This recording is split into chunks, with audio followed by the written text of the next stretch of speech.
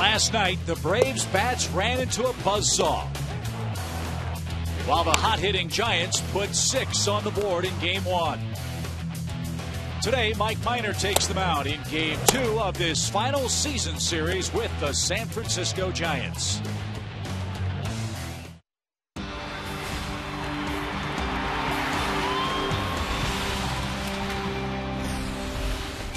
It's another beautiful day for baseball in Atlanta, and a big crowd is gathering here at Turner Field for Game 2 of our weekend set with the San Francisco Giants. Let's see if the Braves can get on the board in the run column and the win column here in Atlanta, GA. And hello again, friends. With Dale Murphy and Joe Simpson, I'm Chip Carey. Last night, a tough pill for the Braves to swallow.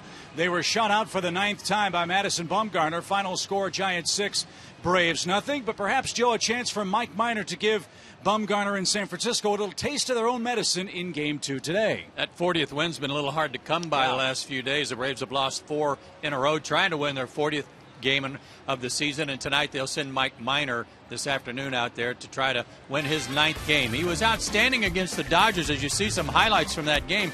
But one of the things you got to remember, what I appreciated about it, was that he started this game with the bases loaded, nobody out in the first inning. He only gave up 1 run, and that's the only run he gave up all afternoon to the Dodgers. He's been on a good roll, Dale. Yeah, Joe, you look at his Volkswagen pitching performance here. After 17 Braves losses, he has come in to go 9-4. So a young pitcher, but already with the reputation as someone who can stop a losing streak.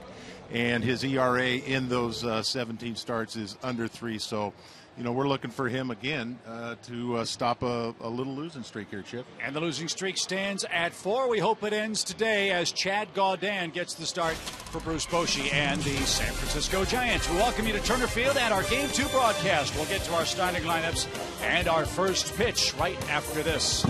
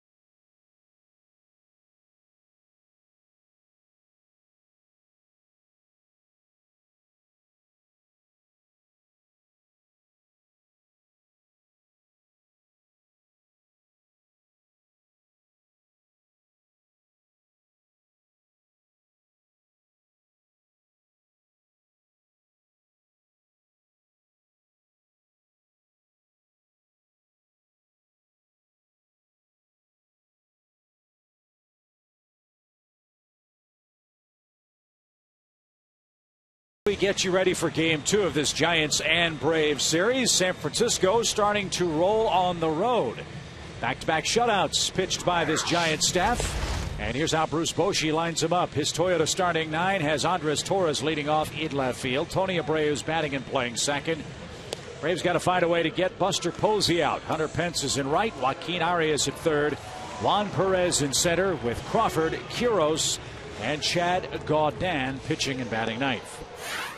On the mound for the Braves will be Mike Minor. He makes his 14th start of the year. He is 8-2, the 2.44 ERA, and he's never lost to the Giants. 3 starts against them. He's 2-0 with a 1.93 ERA and just a 1.72 batting average against him. He has not faced them this year. His 4 keys to pitching success: a better beginning. As I just mentioned, he got off to a bit of a rough start in L.A. Bases loaded, couple of hits and a walk, nobody out. Was able to get out of that inning, allowing only 1 run. So hopefully a better start today. And he's made good use of his cutter. He's been throwing it more, and it has been a real effective pitch for him. We'll see how it works today on some right-handed hitters that are real hot for the Giants. As you look at the Atlanta defense behind Minor today, Braves have committed 37 errors that have resulted in 18 unearned runs so far. Upton, and Hayward left to right. Johnson, Simmons, Ugla, and Freeman around the horn. Brian McCann is back behind the plate. And to Joe's point, the Giants team hitting .287 against left-handed starters. That's the second best batting average in baseball. So keep an eye on that. And we're underway with ball 1. 84 degrees.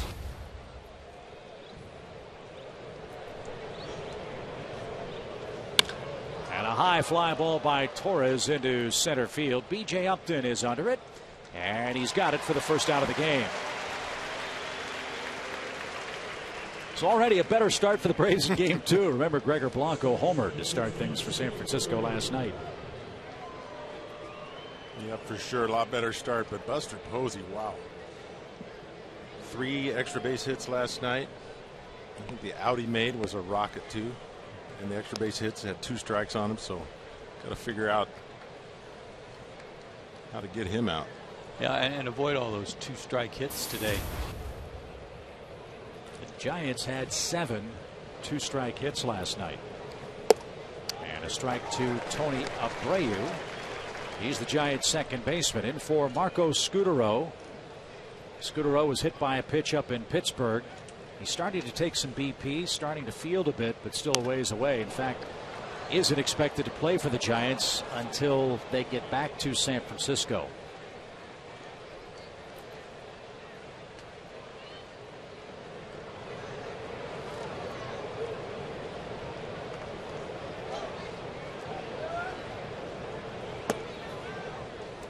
Well, I've said all year that the Braves bench players have been about the best in the league. I haven't looked at any numbers, but you really got to recognize the Giants bench players have really stepped up big time. And this guy Abreu last year was in the Royals organization. He's come off the 60-day disabled list. He had a knee sprain that sidelined him for the first months of the year. So they plug him right in. He's off to a .286 start with an RBI in limited playing time. Just 4 for 14. And Minor strikes him out. 2 up, 2 down. He also employed that changeup in Los Angeles to good effect by turning it over, making it run down and away from right-handed hitter like he did right there. Had excellent command of it at Chavez Ravine. Well, couple that with the cutter, as you mentioned, Joe, how he's increased his use with that and used it to great effect. That's a devastating combination of pitches from Mike Minor with his fastball as well. Buster Posey red hot and the subject of our Georgia lottery hitting the jackpot. It's over a 2-year span of that 12-game hitting streak. You mentioned all the 2-strike hits.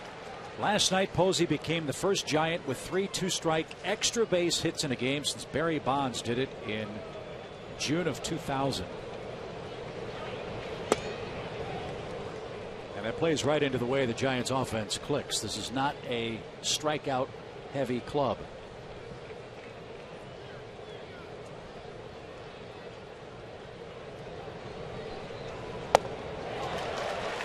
In fact, they've struck out 200 fewer times than the Braves and have played one less game.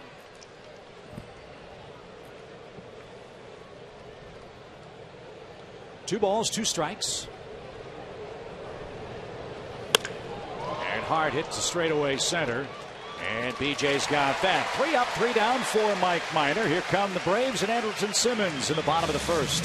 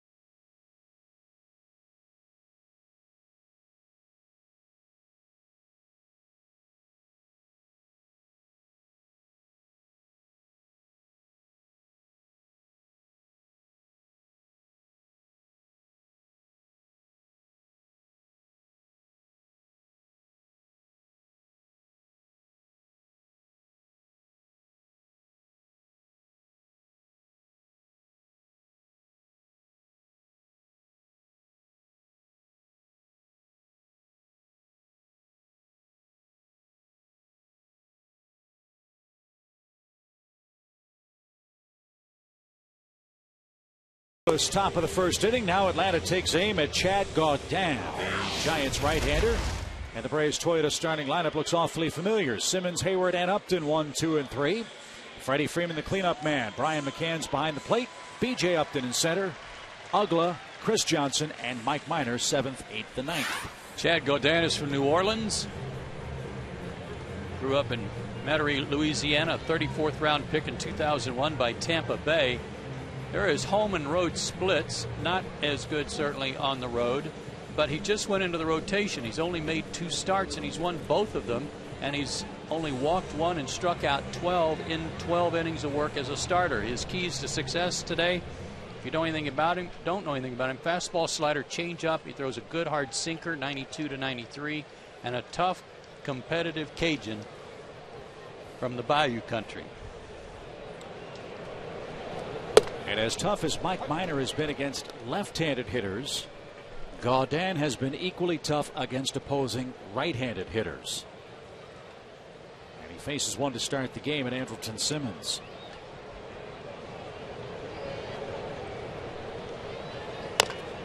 Bounce toward third, and a leaping grab by Arias, and the throw to first in plenty of time. 44 errors for the Giants defense, 27 unearned runs as a result. Torres, Perez, and Pence left to right in the outfield. Posey at first base today. Quiros behind the plate.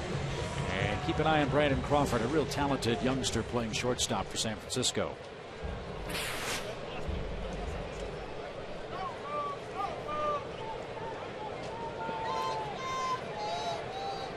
Jason Hayward's 10-game streak ended last night. He was 0 for 4 with a couple of strikeouts.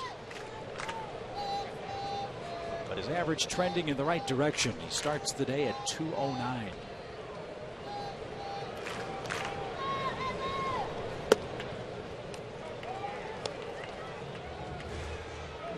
.32 hits for Jason and 25 runs.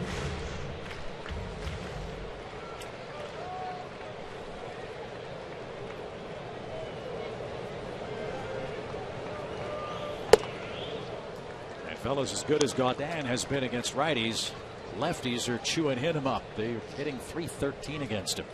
Yeah, no home runs yet from a left-hander. Maybe that'll change today too.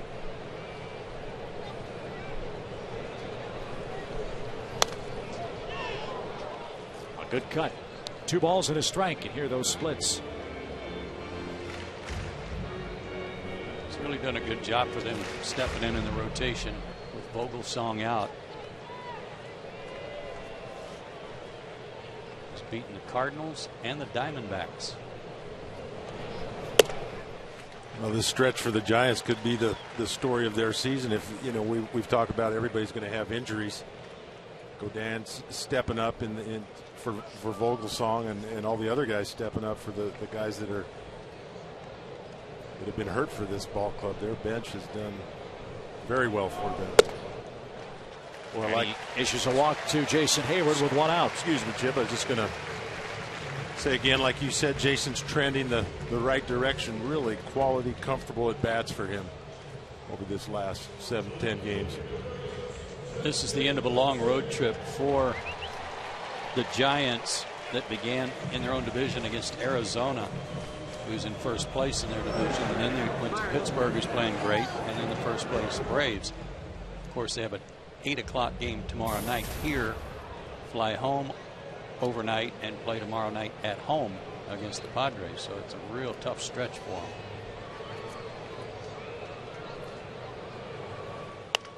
Justin Upton pops one out of play, foul. Strike 1. Upton, the 3rd place hitter. Freddie Freeman, our Delta Airlines on deck batter. Tearing it up over the last week. Actually goes back even farther than that, but not as high as 385.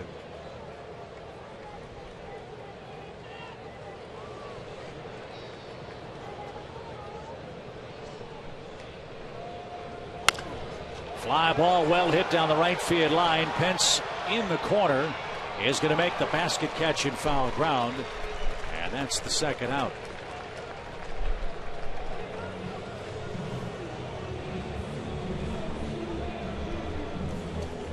Nice play by Hunter Pence. He's in the sun field too. Had the shades down.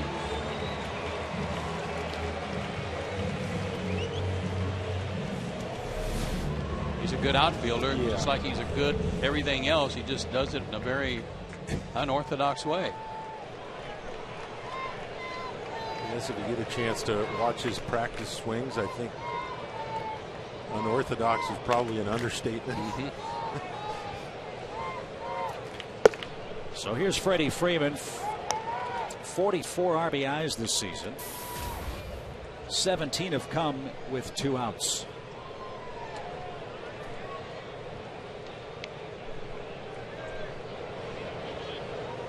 Runner at first is Jason Hayward, and that misses inside for an even count. 1 ball, 1 strike. And it's interesting to me, with as good a job as Freddie does with fighting pitches off that are outside or even off the plate. He's poked a few into right field, that they continually have a shift on him. I don't understand it, because they keep pitching him away. And I don't know. Seems like there's kind of a disconnect to what they're trying to do. I mean, they throw him even off the plate outside, and he pokes that ball into left field. But look where the center fielder is playing, Juan Perez.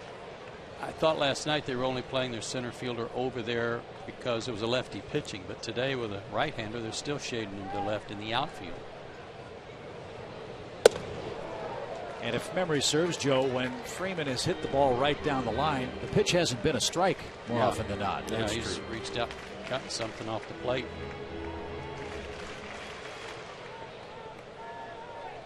Two balls, 2 strikes.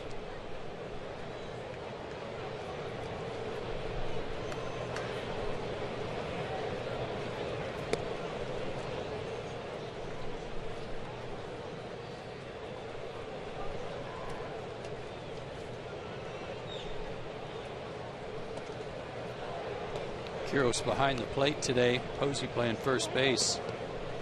Quiros has had 8 base stealing attempts against him. He's caught 3 of them.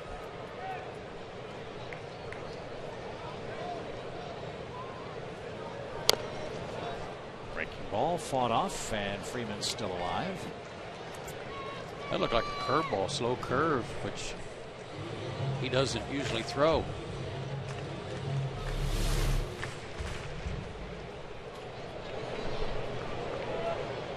have been just a slider, though, that didn't have anything working. Just was hanging out there.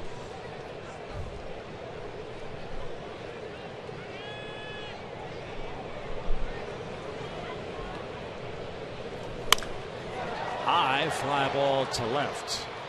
And that'll be playable for Torres. He's got it.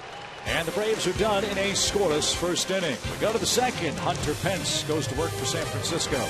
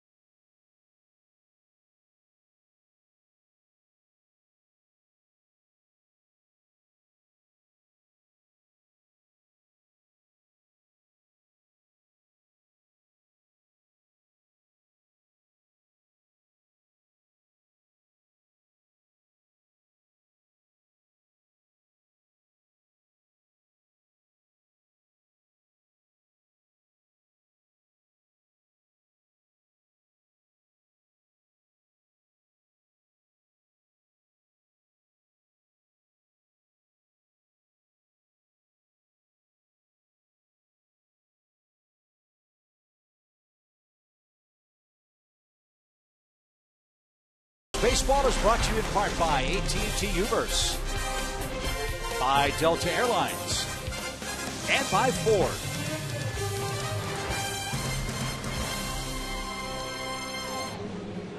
We head to the second inning. The 4-5-6 man up for San Francisco, and the inning begins with maybe the most unconventional player in the National League, and that's Hunter Pence.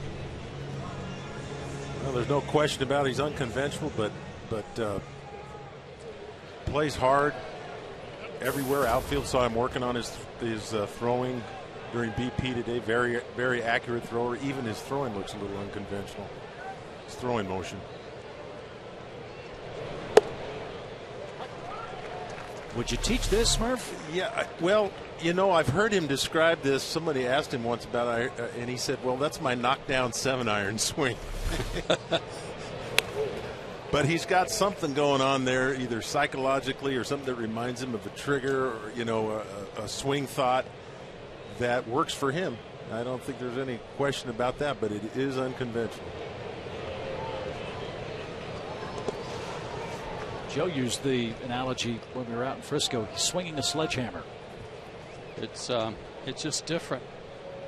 And I'll say there's one thing that he is, and that is strong. He is really strong across his shoulders and back. Popped up shallow right. Ugla going out and gets there. And Hunter Pence is the fourth straight out for Mike Minor today. One down. Yeah, he's big, strong, and fast. Gets down to second base on double plays. A little bit of trouble for shortstops and second baseman on double plays. I think it's just, you know, he's a teammate that everybody appreciates the way he plays. You know, you can be unconventional, but if you play hard and have some success, you don't have to be the prettiest out there. This is Joaquin Arias. He's at third base for Pablo Sandoval. Sandoval out with a foot problem for the Giants. Arias with a 286 mark. 1 ball, 1 strike.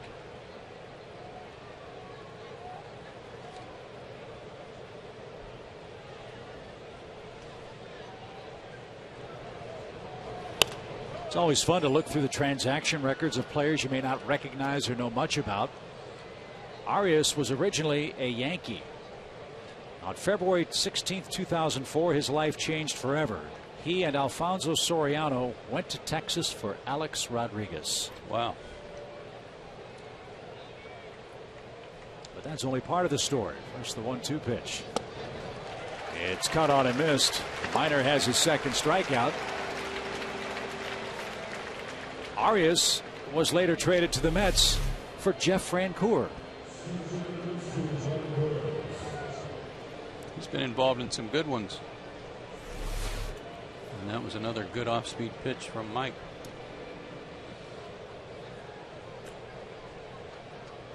Five up, 5 down for Juan Perez.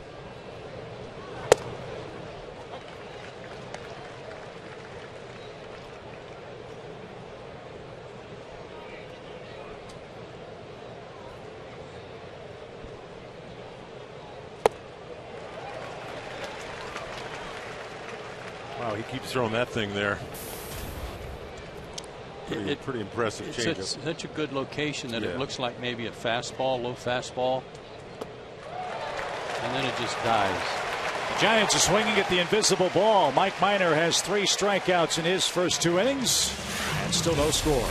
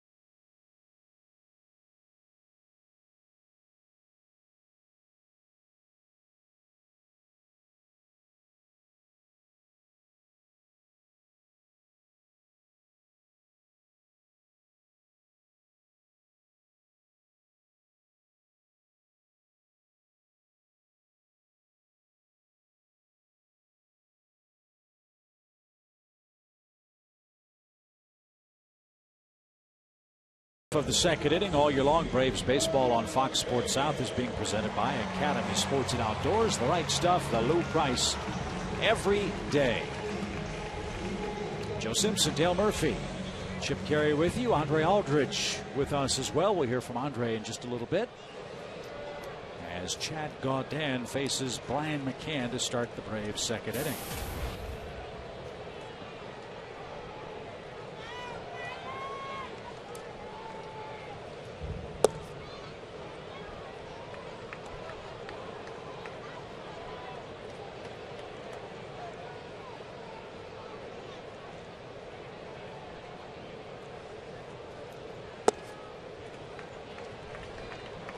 Two balls, no strikes.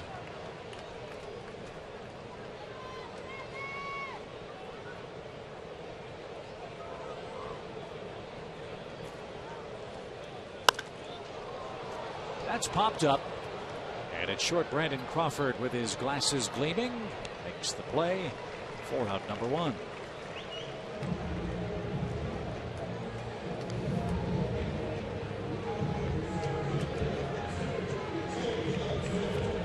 B.J. Upton bats. Upton struck out, walked, and grounded out last night.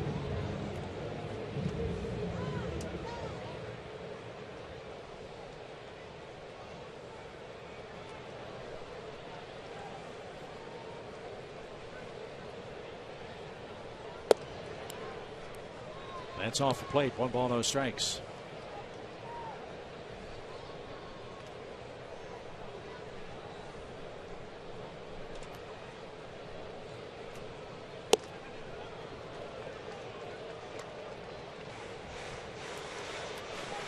With BJ and Dan Uggla batting back to back, hope for some contact at the bottom of your batting order. Upton struck out 74 times, Uggla 86 times.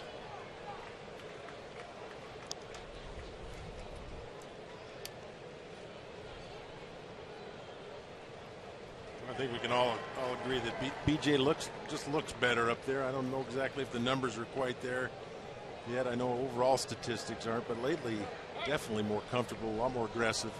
They can contact Joe out front a lot better. Right, ball's been jumping better. Yeah.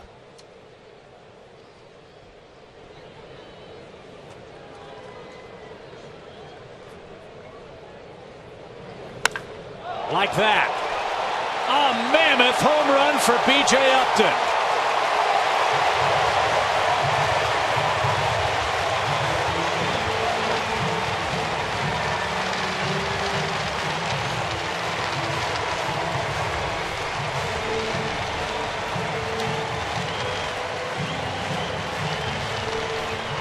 That's one of those easy swings he takes too, and the ball just rockets off his bat. Good balance, good timing certainly, and he hit it into the terrace level.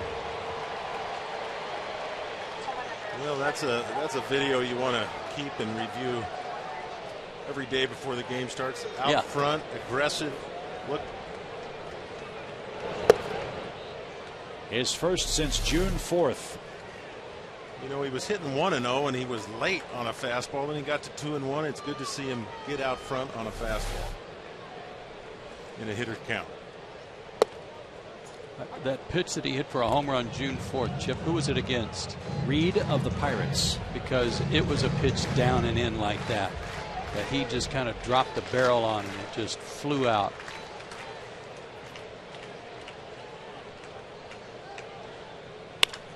Now Uggla jumps on a pitch and drives this one towards center, but it's caught by Perez, and 2 men are out.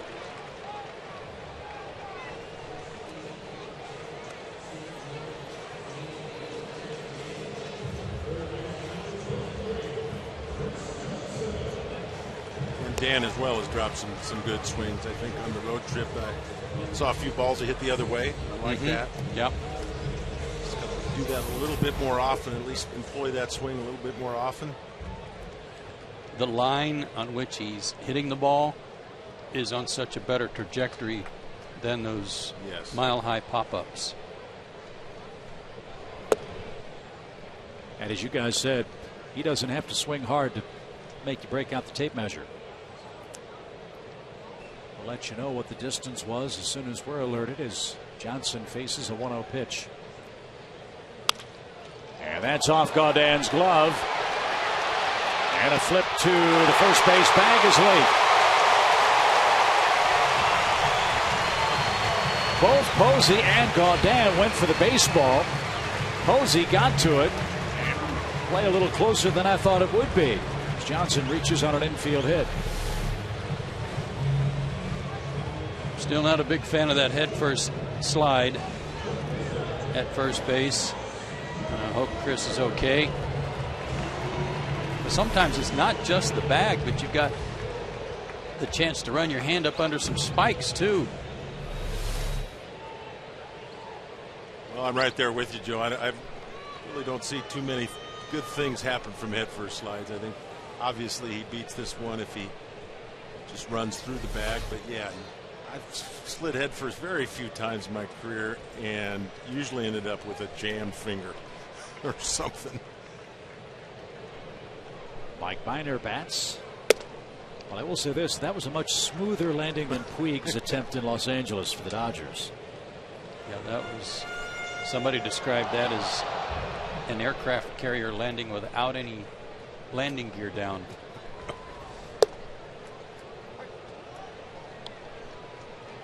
He should have been suspended for that slide, not for the fight. 1 ball, 1 strike. Well, I still can't get over that lack of suspension, though, for him. You're not the only one. Wow.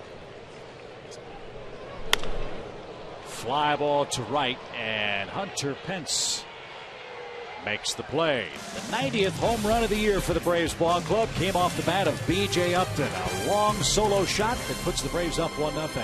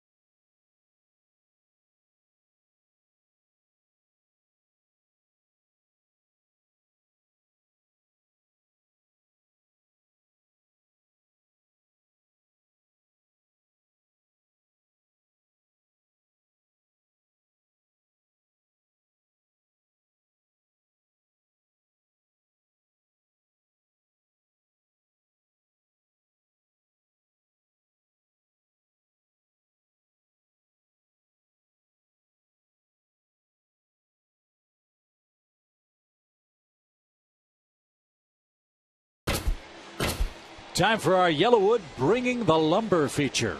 This is dropping the lumber. Down and in.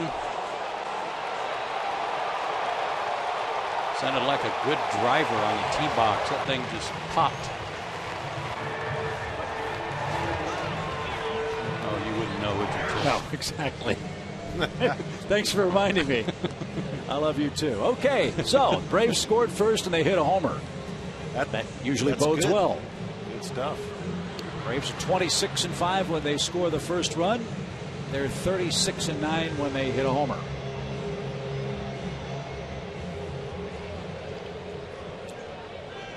And Mike Minor staked to an early lead and has set down the first 6. Here's Brandon Crawford. Boy, you got to be impressed with Mike Minor's off-speed stuff early in the game. Sometimes it takes a little while for pitchers to settle in and find themselves with a lot of fastballs early and don't have such good control with their off-speed stuff. Some excellent slow breaking balls and changeups.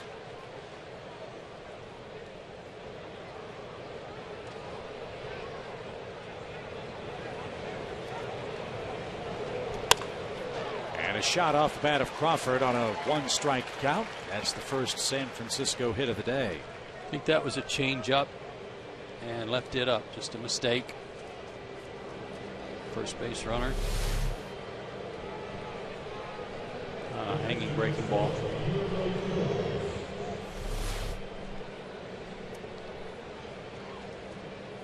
So Mike goes to the stretch for the first time. Guillermo Quiroz is the San Francisco catcher.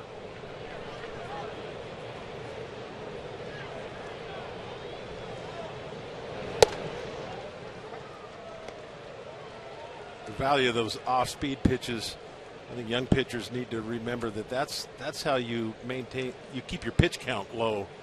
As you get off-speed pitches, you get guys to make outs on quality off-speed pitches, and then you can save yourself for later in the game.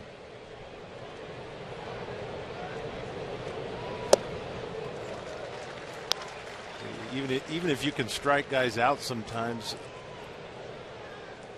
Remember Tom Glavine say that's one of the things you do to keep your pitch count low is you figure out how to pitch to contact early in the game instead of striking everybody out.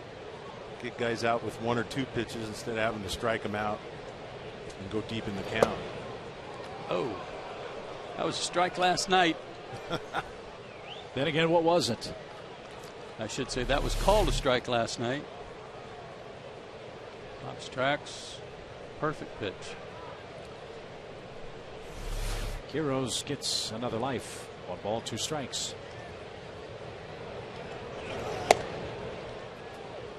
Braves barked a lot about the calls last night of Gary Darling. I even heard some Scouts talking about that this morning, saying that they thought he had a rough night calling balls and strikes. Braves punched out 12 times in their 9 innings of offensive work last night. 10 by Madison Bumgarner, who, whatever the strike zone was awfully good. You got to tip your cap to him. Yeah, certainly helped with a larger strike zone. I saw Freddie Gonzalez after the game in the tunnel, and I said, what was going on out there? A lot of late swings, and he said the right-handers in particular had a real tough time picking him up. Quiroz down swinging. Minor has 4 strikeouts. All swinging too. Just a little slider down and in, back foot slider.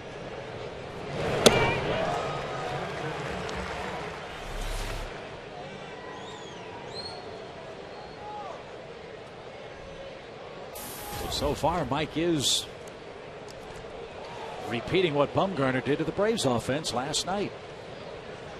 Giants starter had 5 strikeouts in the first 3 innings. Minor has 4 in the first 2 1/3.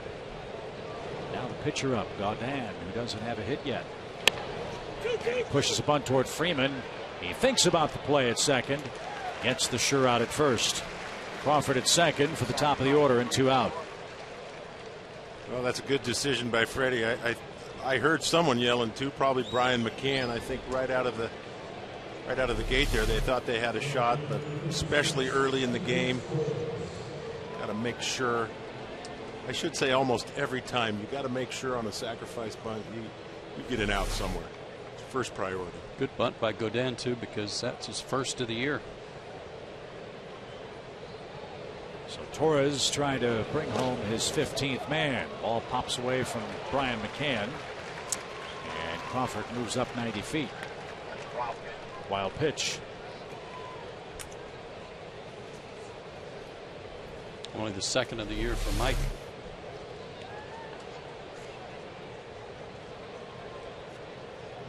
Right up off the heel of Brian McCann's glove.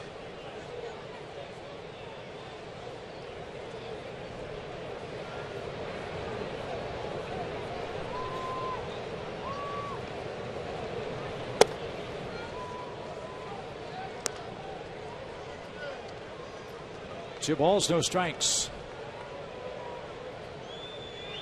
Phillies are losing again today. The Rockies have scored 5 times in the first inning and are still batting at Coors Field. As a shot toward left center field will get down and get past B.J. Upton. Torres with an extra base hit, rounds second and slams on the brakes. So the Giants tie it up with another big 2-out run, this time from their leadoff man, Andres Torres.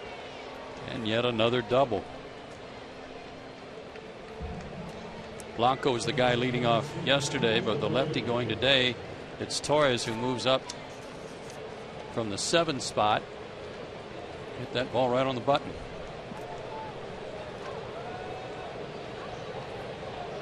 The Giants, with 2 outs and runners at second or third, just continue their assault on the National League. The ground ball gets by Johnson on the line. Torres will score. Abreu at second, and the Giants lead 2-1.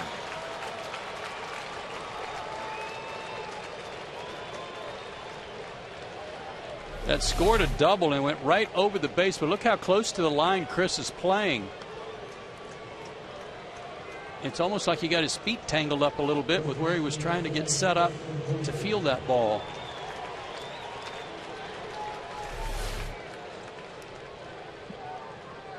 So back-to-back doubles for the Giants with 2 outs. They now lead 2-1, and here's Posey.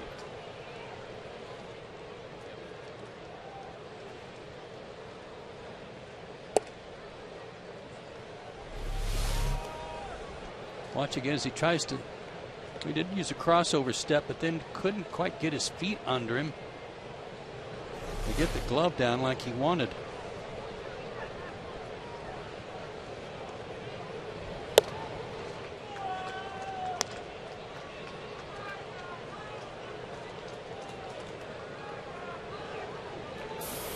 Giants now have 103 RBIs in 2-out runner scoring position situations this year.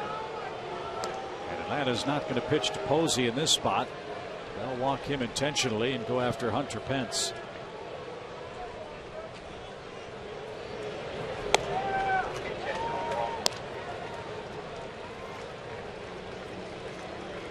And the amazing part for the Giants, they don't strike out a lot.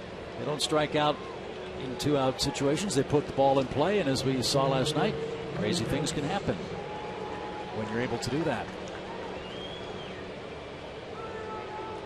So first and second for Pence.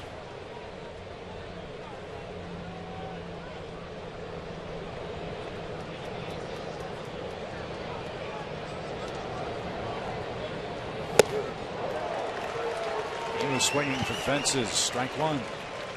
Well, you're right, Joe. I mean, Chip, got to give them credit for their approach. You know, they hit the home runs when they happen, take a lot of good swings. Good long at bats, foul pitches off. Tough lineup to get through.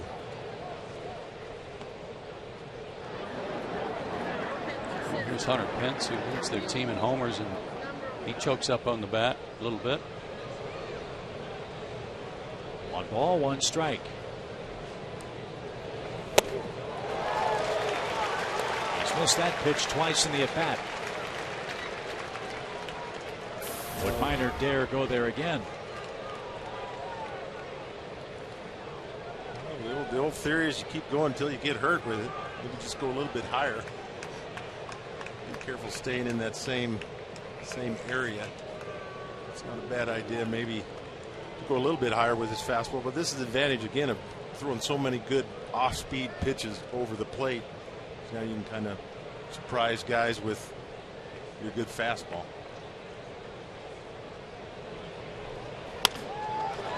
High pop, shallow right. Hayward coming on, can't get there. A 2-strike hit for Hunter Pence, scores Abreu, and it's a 3-1 game, and runners at first and third.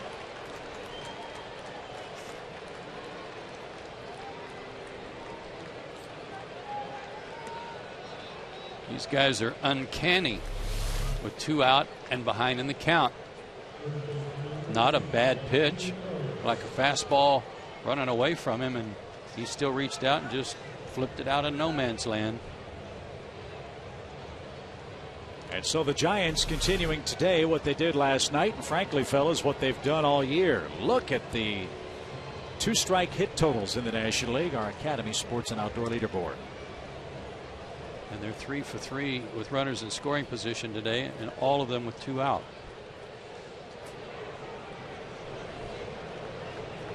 Impressive. Very. No other way to say it. Here's Arias. He struck out his first time. Long inning for Minor.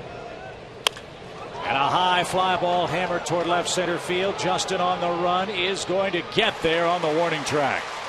That ball was socked. San Francisco scores 3 times with 2 outs, and they have a 2-run lead.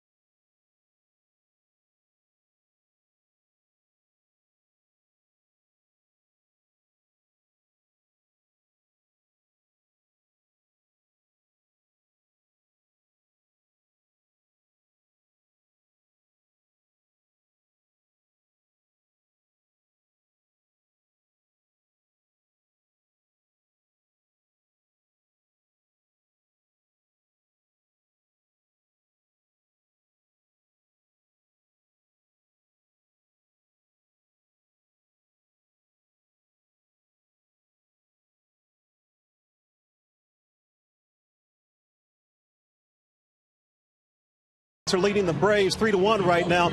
I'm Andre Aldridge, and in talking to the Braves before this contest, well, basically, like Murph said the last half inning, they said you have to give the other team a lot of credit. Now, obviously, no one wants to end the losing streak of this 4-game slide more than they did, but the players in the locker room weren't lacking in confidence at all. They said they're going to have the same approach coming into this game, and they added, hey, no panic needed. This is baseball. There is no easy button. You just got to go out and play and come with the first-place approach of a first-place team.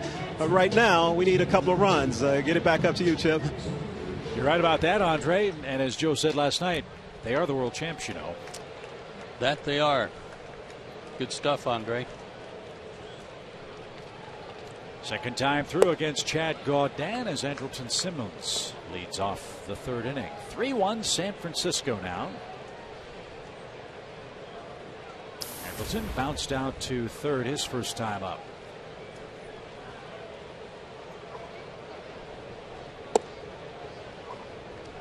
This is the first time Gaudin has started a game against the Braves since 2009 when he was with the Padres. Atlanta beat him that day.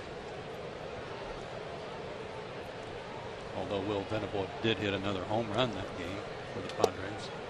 Shocker, right? Yeah.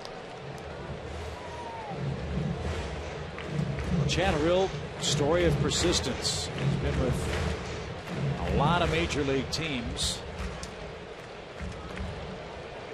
After being drafted by the then Devil Rays back in 2001.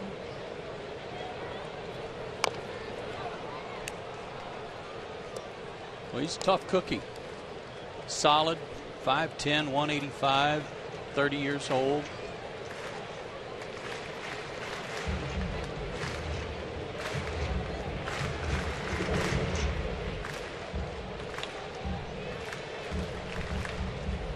Six games with the Marlins last year, spent 2011 with the Nationals and their minor league system. Also with the Yankees, the A's, and Toronto. For Chad Edward Gaudin.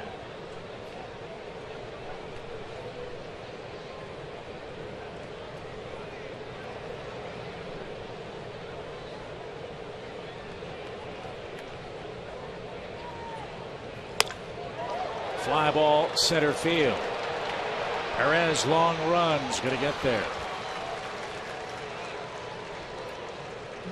One away in the inning.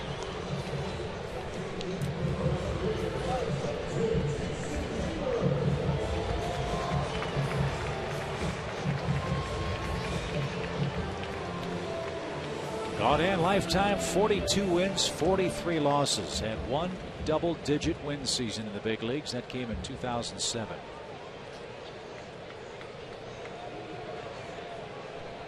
He was 11-13 with the A's and started 34 times.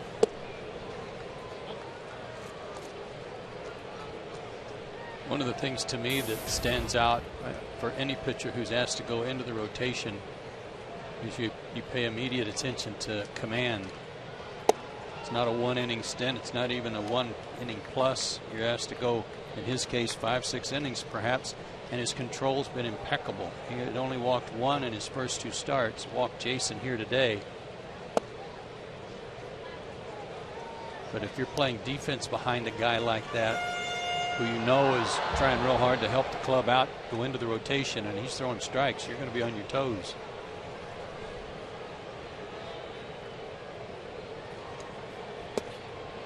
Well, he reminds me of the guys that, you know, he's not the biggest, he's not a household name, but he, you know, you just can't go out and approach a game like, well, it's not Matt Cain. You know, we're just going to walk out here. Mm-hmm. Guy's got experience. He's got 40 career wins. Is that what, a little over 40? Is that what you said? 42. And has been around the block. Knows how to pitch, control, like you say, Joe. Got really good control. That's well hit toward left. And at the fence, Torres takes care of Jason Hayward for the second out. You know, you don't hang around in the major leagues unless and keep given chances by other clubs and involved in trades unless you can do something. it's kind of like even I look at sometimes guys that they finally get their call up from the minor leagues. They say, well, he had an 8-year minor league career. To me, you play in the minor leagues for 8 years, you can do a lot of things right. Otherwise, you'd be gone a long time ago. Someone hung on to you for a while, you can do things, and now you get a chance at the big leagues. But here's a guy again. It doesn't jump out to you like you're facing Vogelsong or Matt Cain, but this guy's done some quality things. So far, it's been pretty impressive. Did you play in the Southern League on your way up? I did, Murph? yeah. Savannah, yeah. Pretty good pitching in that league, huh? Yeah, yeah. No, good pitching. Well, this guy on the mound for the Giants has done something that's only happened one other time in the history of the Southern League. His first Double-A start for Orlando, that was at the time the Tampa Bay Double-A club, he threw a perfect game in his first start. Wow. In Double-A ball. It's a good way to let everybody know that you're here.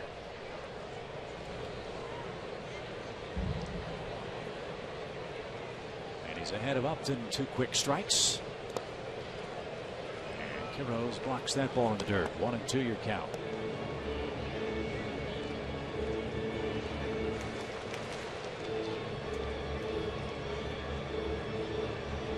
Well, it's no secret the Giants starting staff has not been up to their lofty standards. Maybe this guy will be the man that stabilizes their starting 5. He's pitched great since Vogelsong left the rotation. And now Upton on a 1-2 count goes the other way and is rewarded with a base hit. Justin's had a few little struggles here and there the last month or so as far as his power numbers are concerned, but I've really been impressed with balls he's hit the other way. Even that first at bat, he didn't hit that ball that well. The Hunter Pence made a good play over there in foul territory, but I just liked his approach. Greg Walker and Justin been talking about that front foot, getting it down quicker so his timing's a little better, and he got it down in plenty of time there to go the other way and recognize a fast ball away and not try to pull it. Good swing.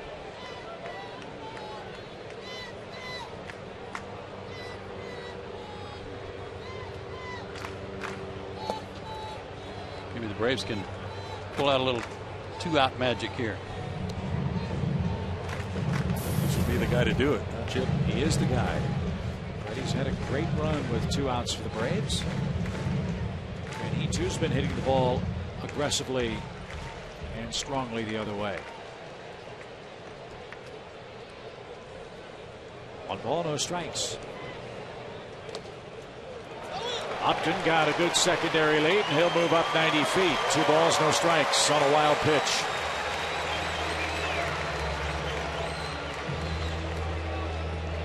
Second for Godin.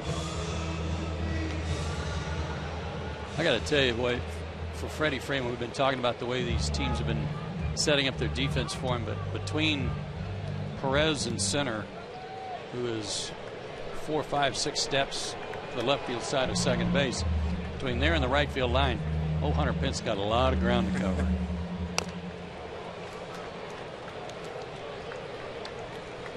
Because Hunter's got him played straight away. Yeah, I think that's I've always felt and said a number of times. To me, it's always you play off your center fielder. If he's over there, everybody goes over there because it's so big, so much of a gap there. That's hammered toward right. Pence on the run, gets there, and that will retire the side. No runs, a hit, a man left. 3-1 Giants. We go to the 4th.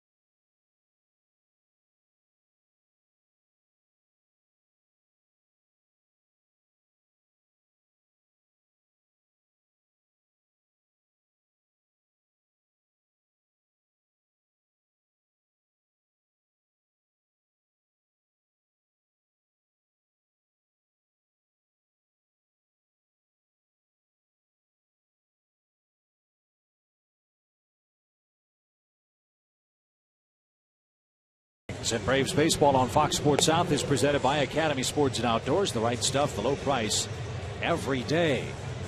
ESPN's in town. They'll have the game here tomorrow night. We will join you again from Turner Field Monday when the Mets come to town. Your chance to serenade David Wright with your fanciest sign for Evan Gattis and the home run hitting competition. And then Thursday, we've got the B.J. Upton bobblehead doll presented by Delta. And don't forget Tuesday, the day-night double dip.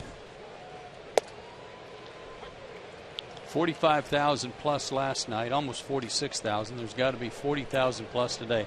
I hope everybody's voting. I hope they're getting their pens out or pencils and doing a lot of write-in voting for Evan.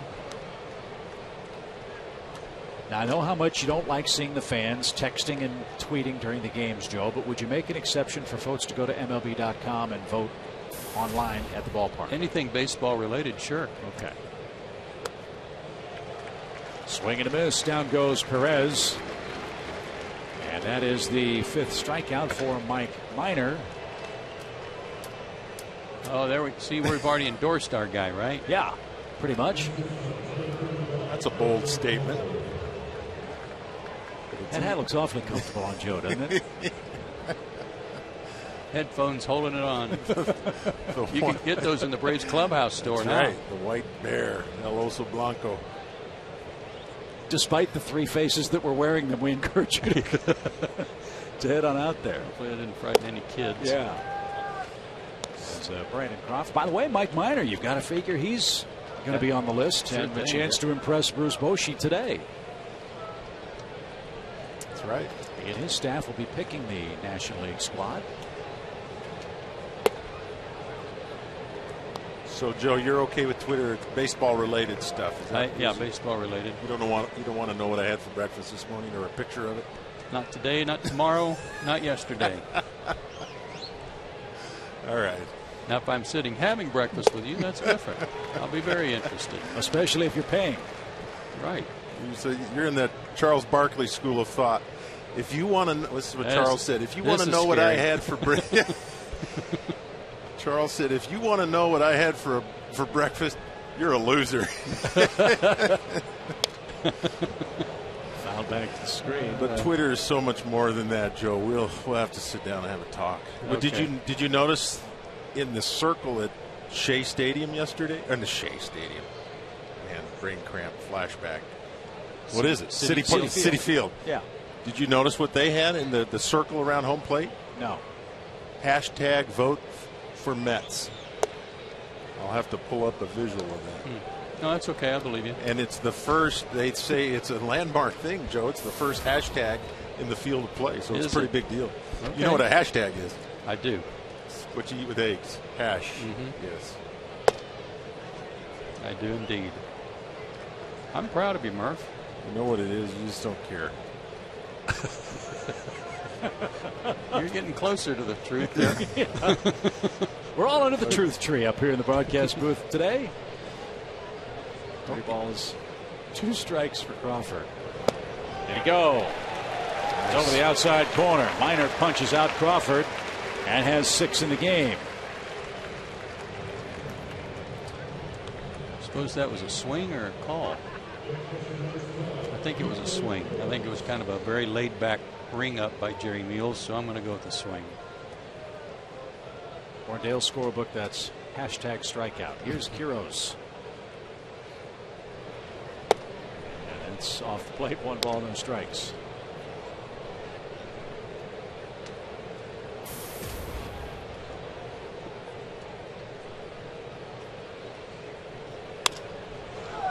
In the air, shallow center. BJ comes galloping in and gets there with a thigh-high catch. And that retires the side. Bottom of the 4th inning. McCann, Upton, and Ugla coming up, down 3-1.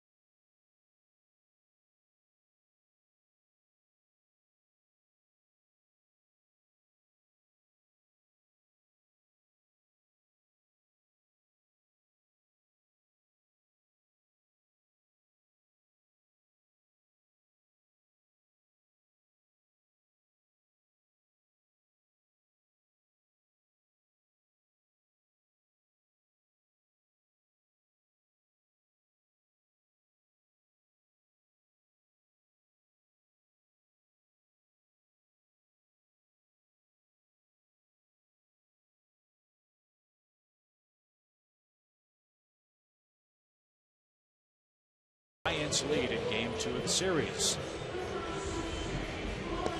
Buster Posey, one of the game's great players, starting at first base today. Our AT&T Uverse, though, trivia question, though, has to do with Buster as a catcher. In 2012, he won the National League's Most Valuable Player behind the plate. Who was the last catcher before Buster Posey to win the National League's MVP award? That's a good question. That's one of the best questions we've had in weeks. Yeah. It's fair, it's logical, it's well thought out. You got a chance. I mean, you got to, because you get narrow it down just to catchers. To a few position, one position. It's not open it up to 1,000 possibilities. Right. It's doable. So we'll probably you two get miss to work. it again. You two get to work as Brian McCann starts things off and takes a knee-high strike.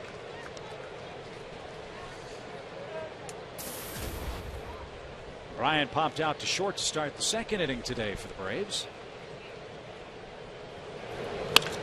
And lines into right center field. So a good start to the inning. Braves will bring the potential tying run to the plate, and B.J. Upton launched one in his first time up today. Boy, did he ever.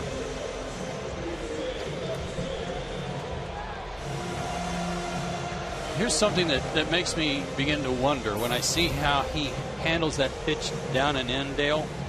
Is nobody likes to be crowded, especially, you know, belt high or so. It's so hard to get your hands in.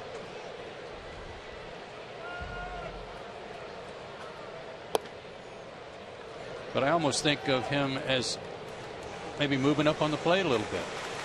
You know, come up in on the plate a little bit so that so some of those pitches down, or some of those pitches in rather, are right there in his wheelhouse, which seems like he really golfs the ball out. Yeah, good point. You can make some adjustments in the box. I like that too. Make some adjustments, and then as you make the adjustments, the catcher's going to say, okay, he's made some adjustments. Well, we're going to try and crowd him, or we're going to try and do something, and then look for it. Well, that swing and a miss right there. Yeah. If his right foot was a little closer to the plate, even with his open stance, he doesn't close up. He stays fairly open. It's not like he'd be blocking with that front hip. Rolled out to short. The shovel to second one, and Upton beats the rap at first. Brian McCann's forced out at second. Upton aboard for Dan Uggla, and one out.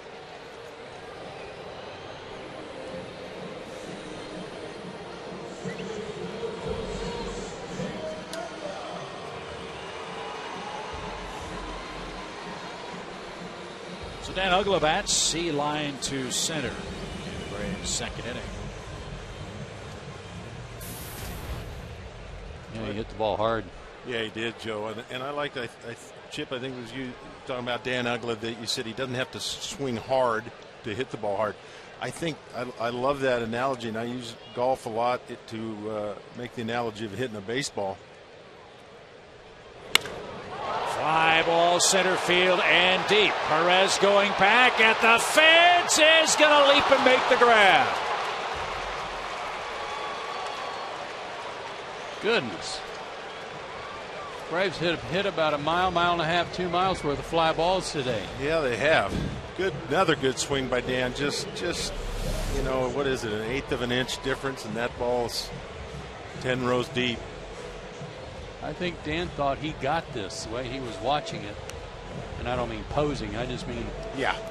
No, he felt pretty good about it. The wind might have hurt him a little bit. But back to the swing, I like the golf analogy. As you see these guys hit the ball so far, and they look like they're swinging effortless. And I think it was Jack Nicklaus who said, "But you want a golf swing," and I think the same thing with the baseball swing. You want to be efficient. It's not out of control. All the parts are working at the same time, and it ends up looking like a smooth swing and an effortless swing. And so far, Dan's done that a couple times today. There's Johnson, the batter, with 2 outs. You hit almost 400 home runs in your big league career. How many times did you try to hit a home run?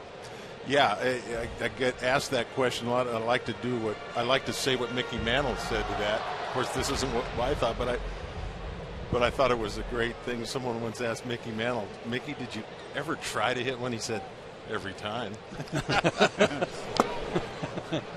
But I didn't. I couldn't. As soon as I start thinking about a home run, we'll just watch it. Dan is aggressive, but that just is smooth. And together, hips, shoulders, everything's working together. He's done that twice today, and that's what results in power. Everything working together. Got to swing hard enough to where you're not pulling your head out and pulling off like that swing there. Just good pitch by Godin, but Chris just pulled off. But when Dan is overswinging to me is when he has that big helicopter finish thing where the bat comes all the way around his head. Joe. But that one, good point. He just followed through with a nice finish.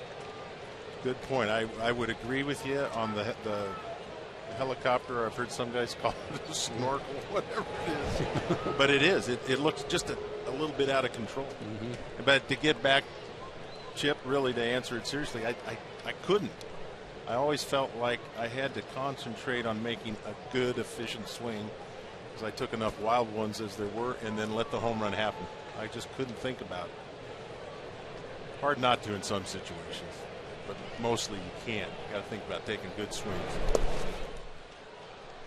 2 balls, 2 strikes. Point being, you're big enough and strong enough, as is Dan Uggla, BJ, Justin, Jason Hayward. You hit it right, it's got a great chance to go on its own, right? Yes, absolutely. Good, efficient, controlled aggression.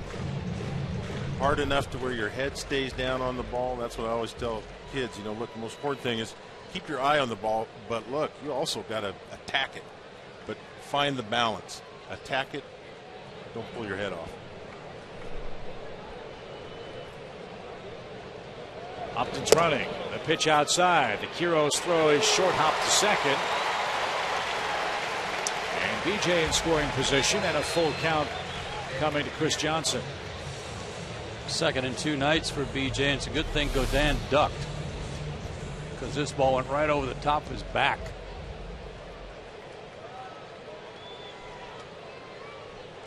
That low short hop to second base just missed the pitcher.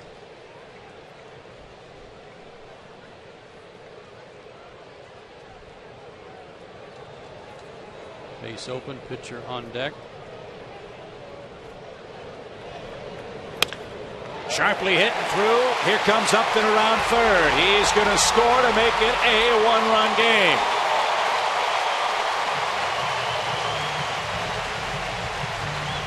Johnson's 2 for 2.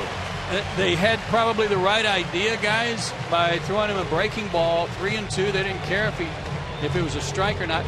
But then he hangs it and throws it inside. And that gave Chris a chance to adjust to it on the Home Depot tools from the dugout. A mistake by Godin, and it cost him a run. Good hitting by Chris. Good at bat. Yeah, it was. You said it right before the pitch, Joe. I think we were all thinking the same thing. Base open, 2 out, pitcher up next. You're not going to see anything that's going to be in the dirt somewhere. I'm sure Godin's kicking himself for that one. Now Minor drives one to straightaway center. And the inning is over. The Braves pick up a run on 2 hits, a single by Chris Johnson. It's a 3-2 game heading to the 5th.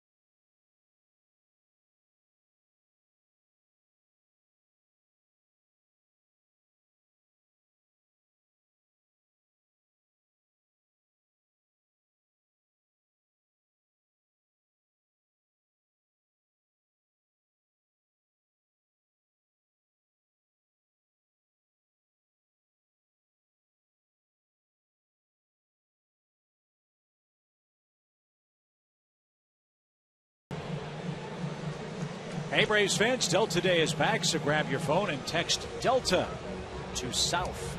That's Delta to 76884 for your chance to win round-trip airfare for two anywhere Delta flies in the continental United States, plus hotel accommodations and $250 spending cash. We'll announce our winner on Delta Day this coming Thursday, June 20th, during our Braves-Mets game. Message and data rates may apply. Entrants may get one text message confirming entry, and the winner may be contacted via text message.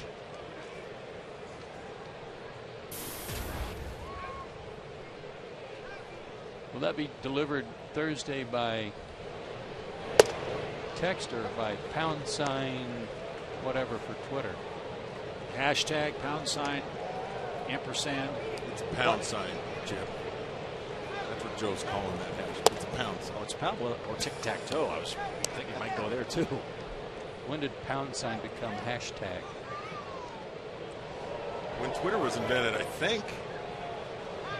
So they just start changing the rules on their own. Ground ball to second. And Gaudin is retired for the first out of the inning. I'm going to come up with a new name for parentheses. No, I would too. It's going to make you a few billion dollars with that little change, Joe. Okay. Change the rules. I know we got a baseball game going on, but I do have to say I heard, I can't remember his name, who started Twitter right when it started. I heard an interview with him, I thought. Sounds kind of weird to me. Yeah, just think of the guy. What, are you going to talk to your friends, get some ideas about where you're going to go eat? But, Joe, look at it this way. It's going to get Evan Gattis in the All-Star game. Okay, I'm all for it then. Say to people, we got Evan Gattis, El Oso Blanco for the All-Star game. Get it trending. Let's go, people. Trending. Trending, is that what I got to say? You got to say it. Let's get it trending. It will be. I guarantee you. The Braves fans, we had something going last year for somebody. Who was it? Oh,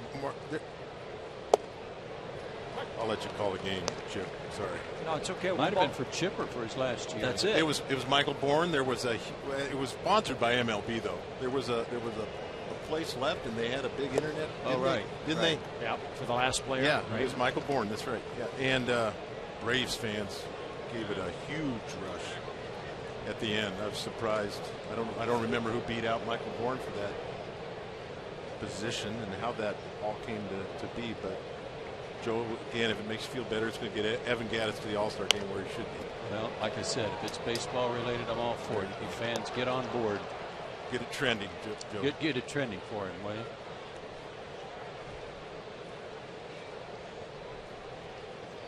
Two balls, two strikes for Andres Torres. He doubled and scored in the San Francisco third. And a base hit is shot past shortstop on Andrelton Simmons.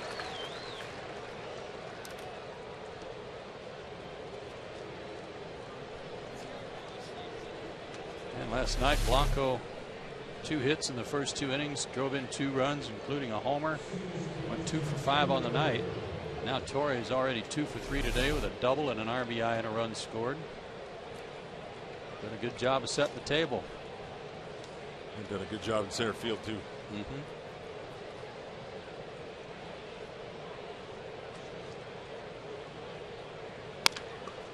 High hopper hit towards short. Simmons couldn't handle cleanly, and everybody's safe.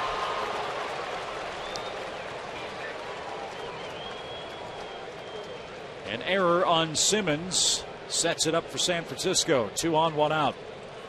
This is an error because he's got an in-between hop, but he knows that he has to do this if he's going to have any chance at all of getting the double play, and wound up with nothing. But what an unbelievable rocket he threw across there trying to get the batter runner. Goodness.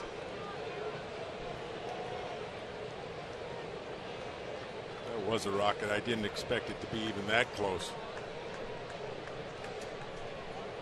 So trouble afoot. Buster Posey in the batter's box. 2 on, 1 out.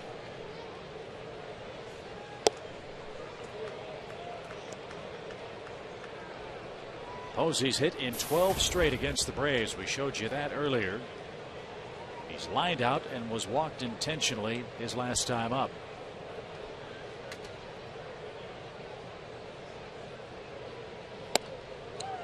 Well, don't you think, Joe, this is what Andrelton Simmons needs to put, though, in his memory banks, is if he lays back, you know, with Abreu running the whole situation, if he lays back on it, you think they can get a double play?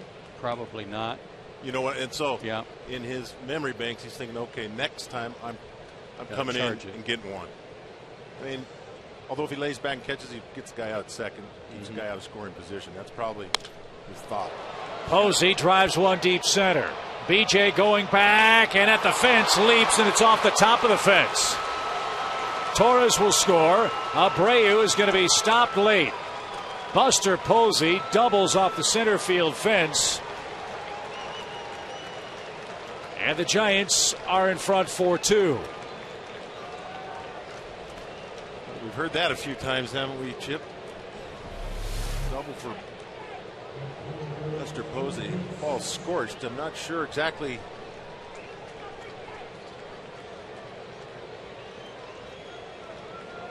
BJ just went up thinking he was going to have to climb the wall to save a home run, but the ball hit below the yellow line.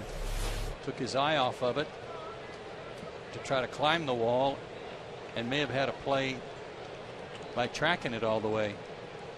But that was a fastball right down the pipe to Posey, and you just can't get away with that.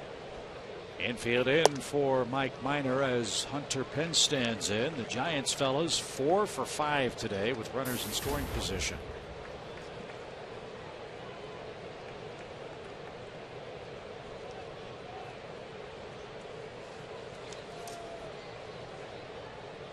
On that one. Tim Flannery's the third base coach for the Giants, and he was waving Abreu home. And somehow, some way, he got Abreu to stop because he was going to be a dead duck at the plate with Simmons having the ball in his hand already. Don't want to run into a second out with Pence in the batter's box next. And he hits with an 0-2 pitch and stays alive.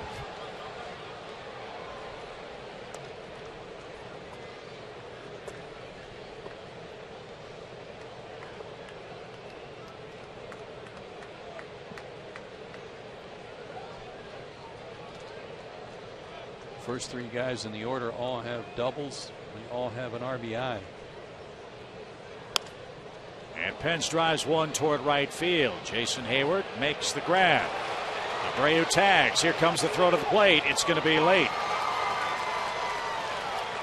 Hunter Pence with his 37th RBI on a sacrifice fly. It's now a 5-2 Giants game. Great at bat. Behind in the count, still got the ball to the outfield deep enough to get the run in. I thought Jason made a good play here. He stayed behind the ball, came to it, had good momentum coming toward the plate. But that first hop, when it hit the grass, it just died. I was going to say the exact same thing. I thought the first hop was almost like a putt against the grain, where you don't read the grain very well. It didn't skip. Right. I thought Jason did everything you could do on a fly ball like that. I was looking forward to a bang bang play at the plate. And you're right. It's almost like it hit into the grain and stopped. It ended up taking 2 hops instead of one long one. It almost bounced and came up high instead of kind of hydroplaning. Another fly ball towards center. Upton to his left makes the play, and that retires the side. 2 more across for San Francisco in the 5th inning. They extend their lead to 5-2.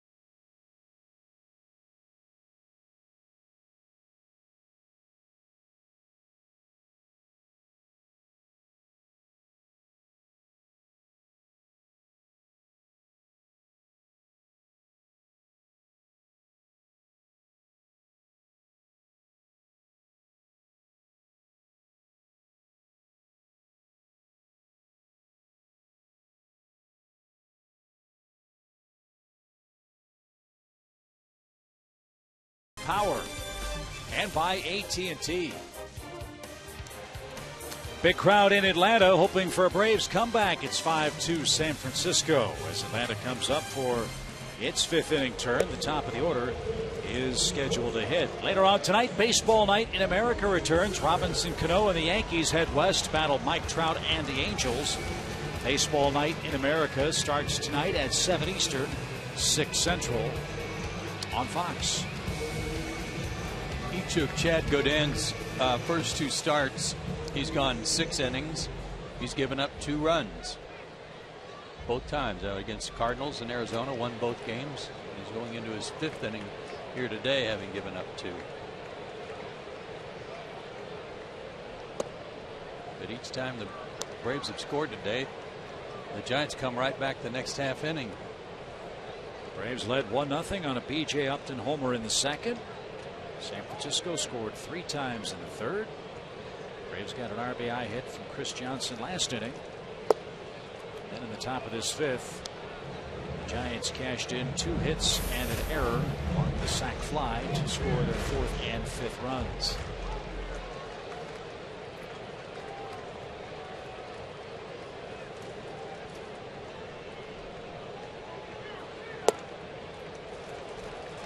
Three balls, no strikes.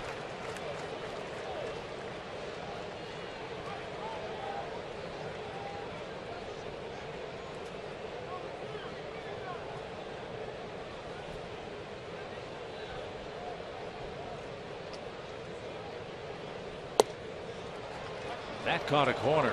Hamilton thought he walked.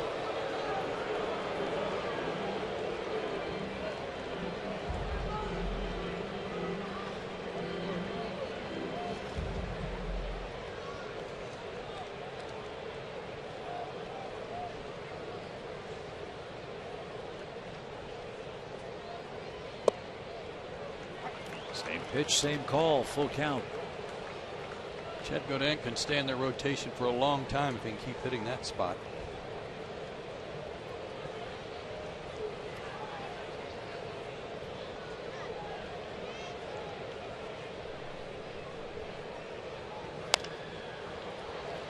That's lashed into the upper deck foul. We'll do it again. 3 balls, 2 strikes. ESPN has the Braves and Giants tomorrow night. Julio Teheran will face Tim Lincecum. We're back at it for you Monday against the Mets.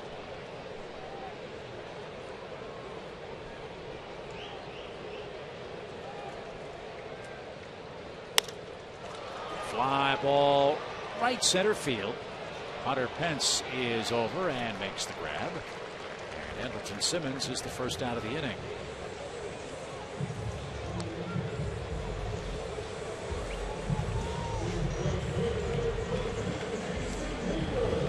A lot of fly ball outs off Godin today, which is a bit of a surprise given his hard sinker that he is usually known for when he works out of the bullpen, sinker and slider.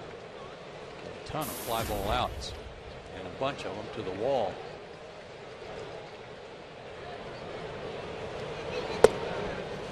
Ball 1 to Jason Hayward, who's walked and flied out.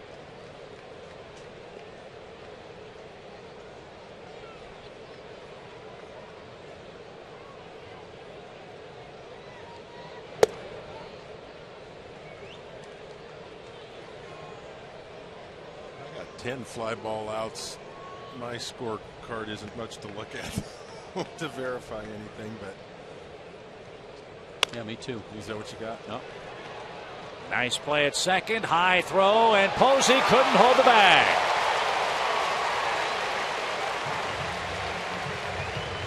Good hustle by Hayward to leg out an infield hit. And Posey, talking with Paul Emmel about the play at first, gets the explanation. Runner aboard, 1 out.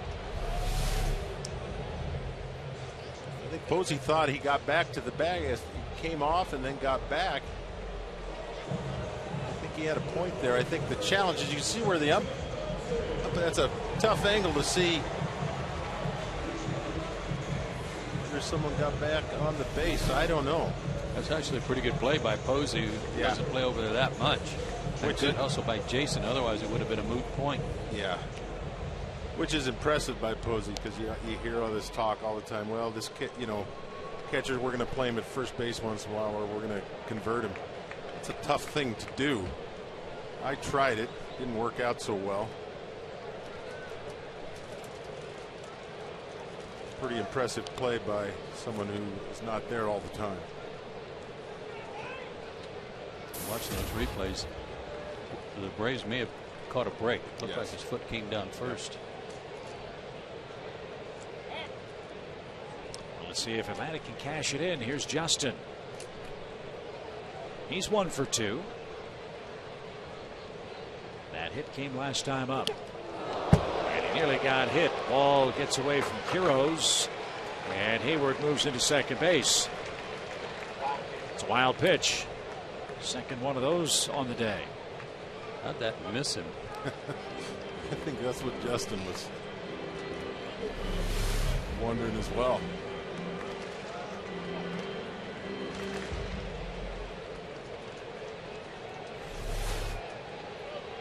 Once the ball's about halfway there, you start screaming. Yeah.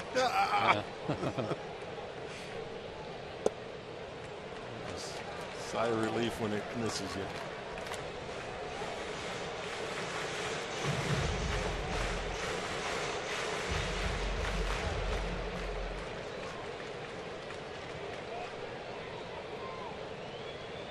Pitch number 75 coming from Gaudin. It's 2-0 count for Upton.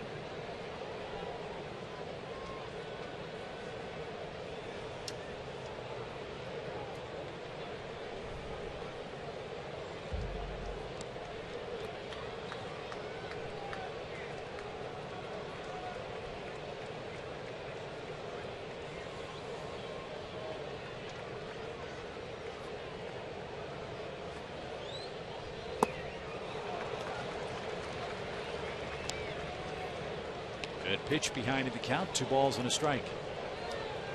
Well, once in a while, on a pitch like that where Justin swings and misses, and I don't know if it's just a habit or not, but he kind of grabs at his side, right above his belt on his left side, and I don't know if he's got a little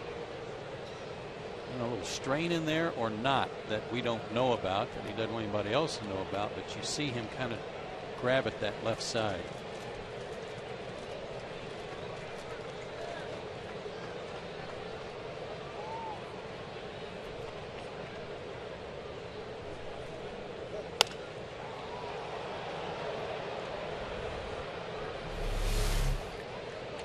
Just a reach for that, big follow through, and then maybe just a little grab at the jersey, maybe to pitch his pants up a little bit. Like I said, it might be just a habit, but I see him do it quite a bit on a swing like that.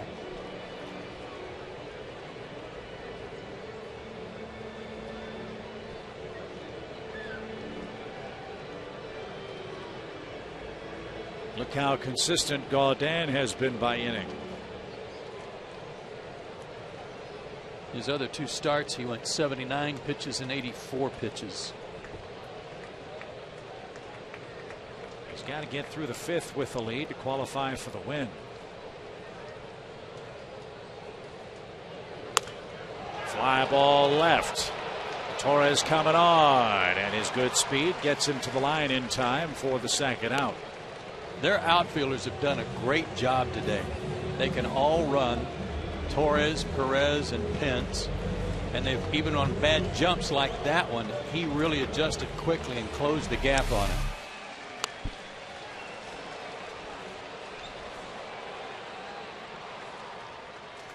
Perez made the good catch right up against the wall. Pence made the good catch on Freeman going to the gap. They've covered a lot of ground today. And now Freeman. See if Freddie can hit one out of reach of that outfield. Braves have peppered the wall a couple times. Haven't hit a home run yet. Other than Upton's, I should say. Be great for Freeman to be rewarded with 2 good swings today. Hayward at second, 2 outs.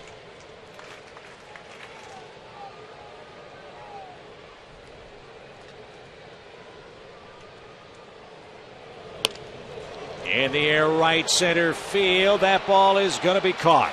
It hung up forever for Perez, and that'll retire the side. 3 flyouts ends the Atlanta 5th, and we go to the 6th in a 5-2 game.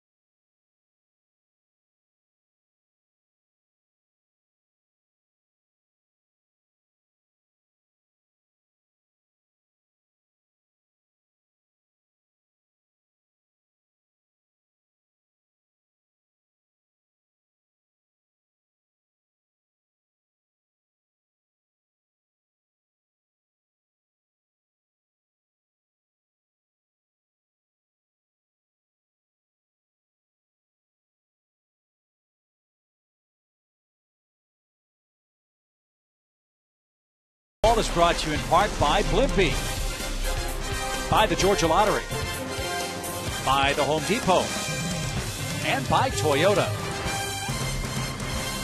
For all the state troopers, that was Chip that went right by there. 5-2, Giants on top of the 6th inning. Time for the Georgia Power Energy Tip number 9, Terry Pendleton. Georgia Power customers can receive a $50 rebate with the purchase of any Energy Star certified clothes washer. That would also be a washing machine. Does it have a hashtag? No, but you better have a tag on your car when. That's right. Especially if you're entering subsonic speeds. Ground ball slowly hit towards short. Simmons threw it away. Perez is going to make his way to second base. And a couple of errors for Andrelton Simmons today. Infield hit and an E6.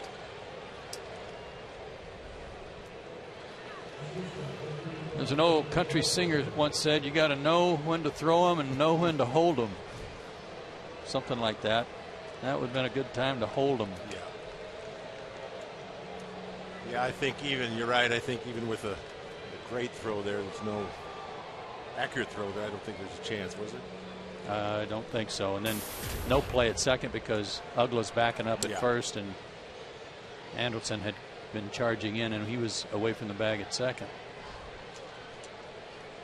Brandon Crawford is the hitter. First career multi-error game for Andrelton Simmons.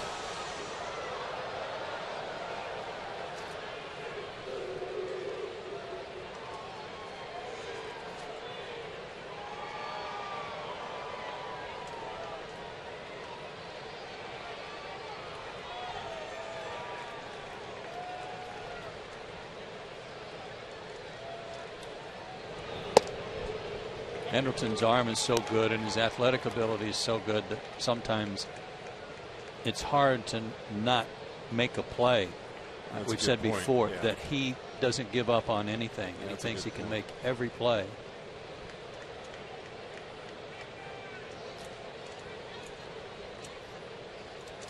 Two quick strikes for Crawford. And that's off the plate. Well, and we all expect it too. I mean, I wasn't thinking of him holding it. No. But it would have been, say, good, obviously the right idea. But to his credit, he doesn't give up on a play. Always thinks he can make it. He might have learned something there on that one. Look at Crawford's effort. He gets the runner to third.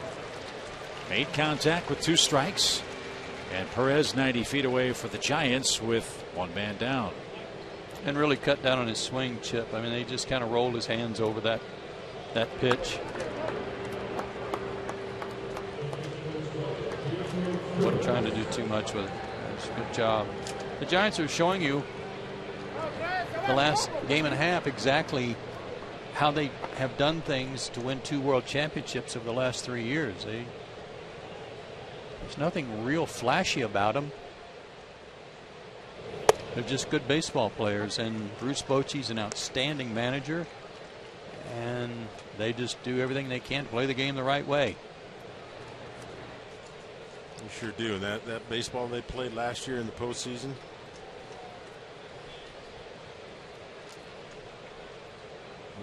The phrase clinic gets thrown around, but boy, they put on a clinic. Quiroz rips one foul and almost picked off Tim Flannery, the third base coach. It's a hard one to see in the shadow, too. Well, we've been talking about their 2-out ability and 2-strike ability. How about the fact that they were down 2-0 in a best-of-5 and had to go to Cincinnati and won all 3 games at Cincinnati? They were down 3-1 to the Cardinals and came back to win that series before beating the Tigers. Big strikeout for Minor to get Quiroz. And now Gaudin hits with a runner at third and 2 outs.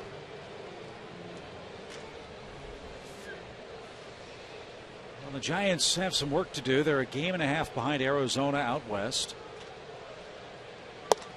And Madison Bumgarner, I think, talked about it after the game last night. Nobody on this Giants team is satisfied with the way they've played on the road. And Bumgarner said, look, we're getting close to the halfway point in the season. If we're going to be thinking about a playoff berth, we've got to kick it up a notch or 2.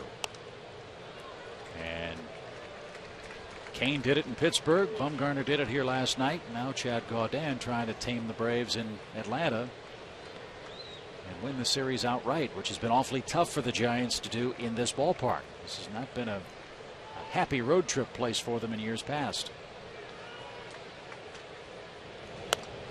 And he's right about kicking it up a notch, because the third place team in the Central Division is the Pirates. They'd be in first place in any other division other than that one. So at least right now, the 2 wild cards might both come from the Central Division. You better win your division. And so far in the West, the Giants have a 20-11 record. 6-3 against the Diamondbacks, 6-4 against Colorado, 5-1 against the Dodgers, and they split 6 games with San Diego.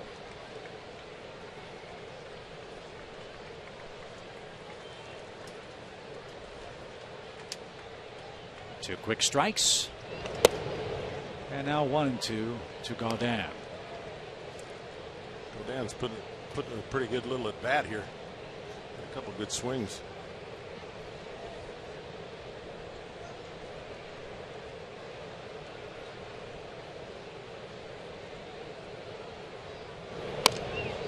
Puts it in play to short. Andrelton's got it and gets his man at first. Minor pitches around an infield hit and an error, and the Braves go to work in the 6th, trailing 5-2.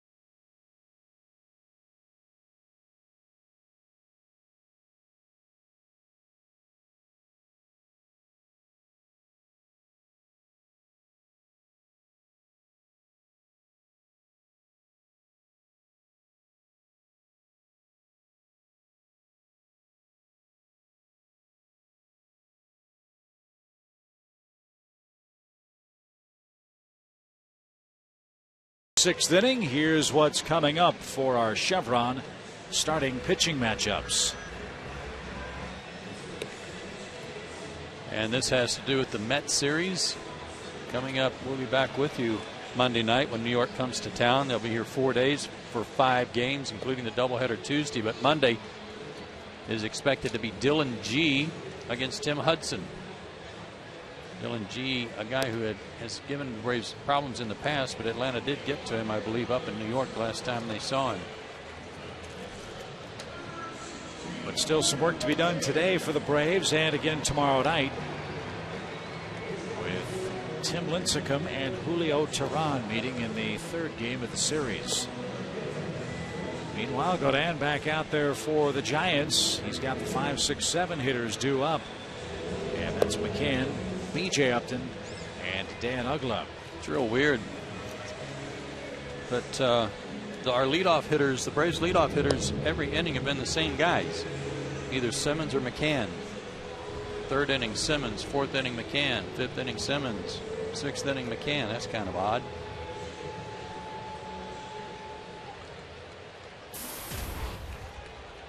O'Brien 1 for 2. A 4th inning single. His first hit of the series. And he jumps on the first pitch and hits this one down the right field line fair. Hunter Pence digs it out, and Brian McCann leads off with a stand-up double.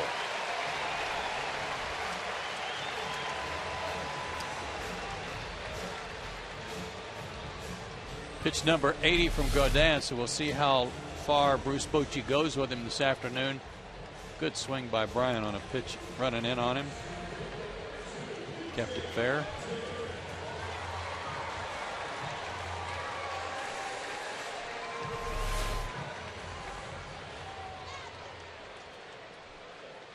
Upton has homered and scored twice.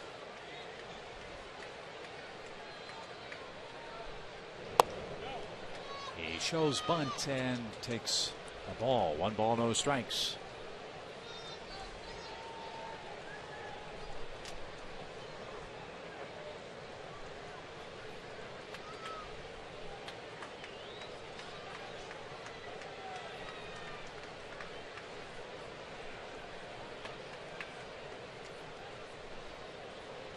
I think BJ showed bunt last time, which I kind of like him to do once in a while. Just don't like it in this particular situation. Down 3 with guy on second. I don't know if he just shown it or was really thinking about it. That time it looked like he was pretty serious about it. The ball been a strike. I'm not sure. Yeah, I'm not sure either. I don't know if he was just trying to pull Arias in. Which is kind of interesting because Arias has moved in, which I wouldn't. He doesn't bunt that much, and a little pop in that bat, I'd move back. Cold Hard Fact Time, brought to you by Frost Brewed Coors Light. Percentage of total runs scored from home runs this season. The Braves first in Major League Baseball at right at 47%. The Giants 2 from the bottom on that, and yet the run differential between the Braves and the Giants is just a few, right? 7 runs. The Giants have scored 7 more runs than the Braves. Oh, they've scored more now after the shutout last night.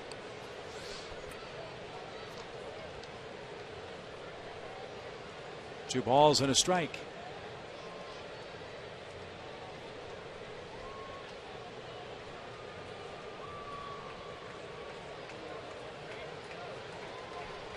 Godin working at a glacial pace.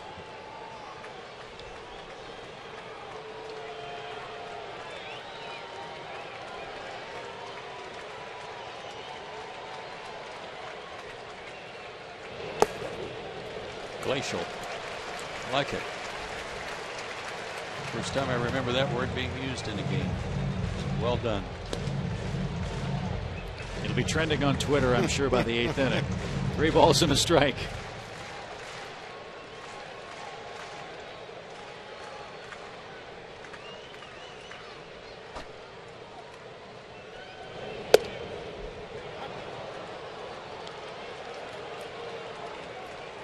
Braves have done a lot of grumbling at the plate. Was this one a strike? According to Fox Tracks and Jerry Meals, yes. Well, the thing that I don't like about it is 3-1 with, you know, a fastball in just a little up from the home run he hit. Launched into center. That one's got a chance. Perez going back, leaping try. Couldn't get it. It's gone.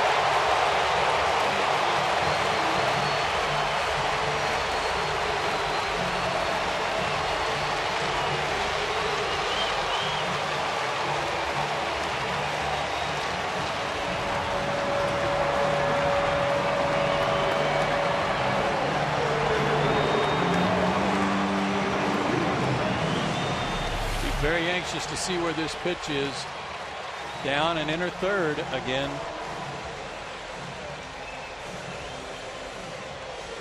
And he got his foot down. Good use of his hands and hips. Ball jumped again. And this time just out of the reach of one of the Giants outfielders. 6th career multi-homer game for B.J. Upton. A 2-run blast makes it a 1-run game. The Braves are tomahawk chopping in this 6th inning. 5-4 is your score. Gaudin is done. We'll tell you about the new Giants pitcher after this.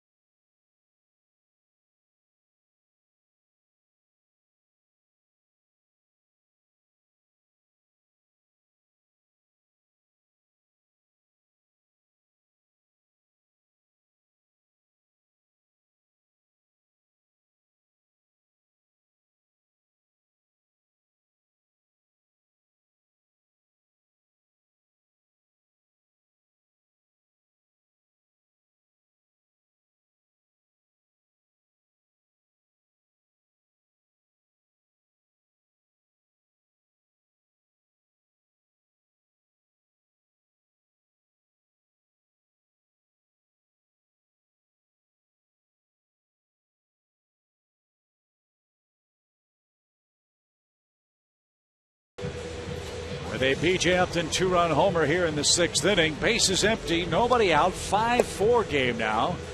And here is the new Giants hurler. It's big right-hander John Machi. 19 games, 2nd stint with the big club. Right-handed batters are 0 for their last 12 against him and hitting only 174 on the year. Last worked 2 days ago at Pittsburgh, an inning and a third, and struck out 3 of the 4 outs he recorded.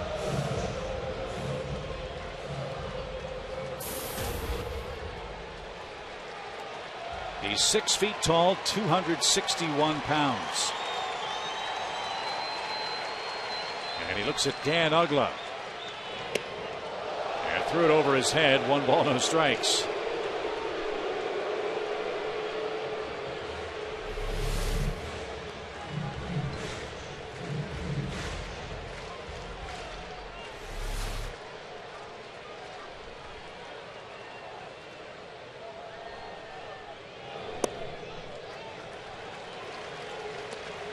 Machi was originally signed by the Phillies in 2000 as a free agent.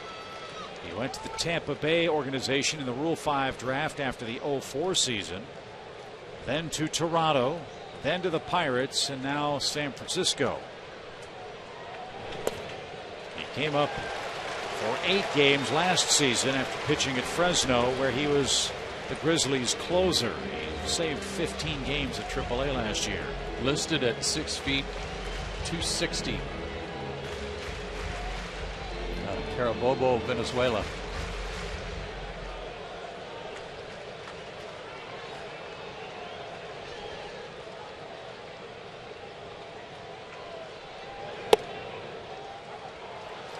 1-1.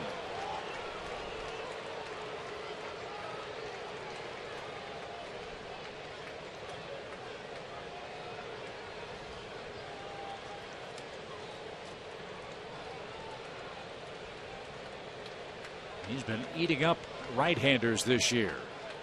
But he's behind Dan Uggla. And walked him. That represents the tying run.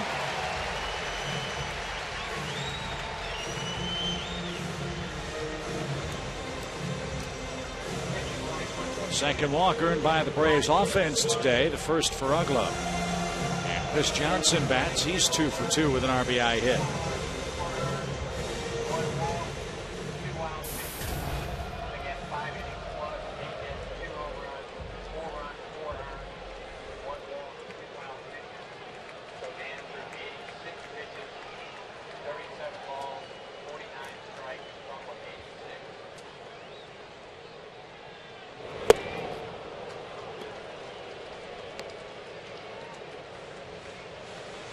Schaefer would hit for Mike Minor.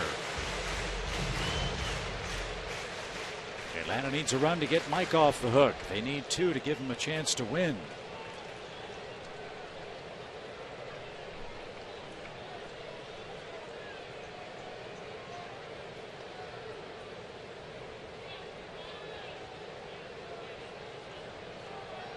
Good breaking ball.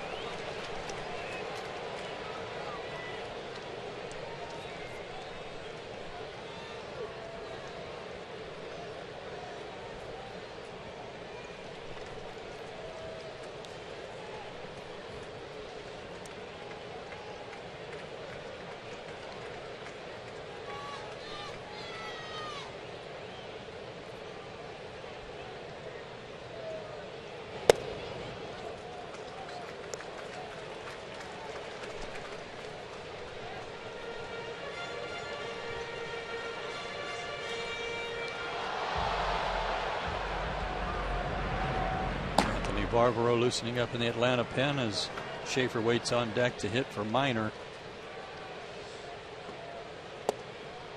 And that's a strikeout. Chris Johnson thought that ball was in the left-hand batter's box. Thought it was high.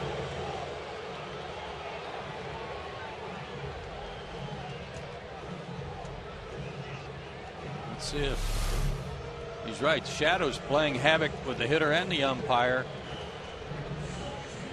That shows it's on the line at the top of the strike zone. But this is tough to see right now with the shadows are creeping out toward the mound. That's the first Brave to strike out in the game. That's got to be the latest in any game all year. So Minor gives up 5 runs for the 5 earned in his 6 innings. He gives way to Jordan Schaefer with Uggla at first and now 1 out.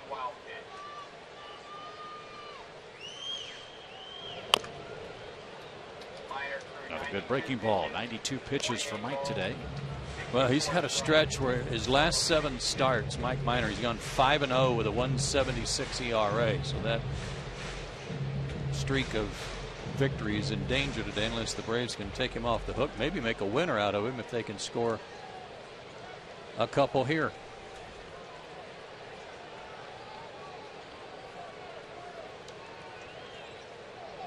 Runner goes and the pitch fouled at the plate.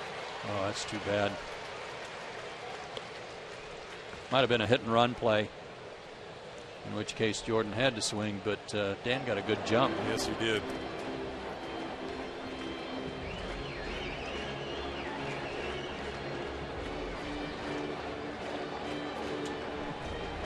So now Schaefer has some work to do. He's behind in the count, 0-2.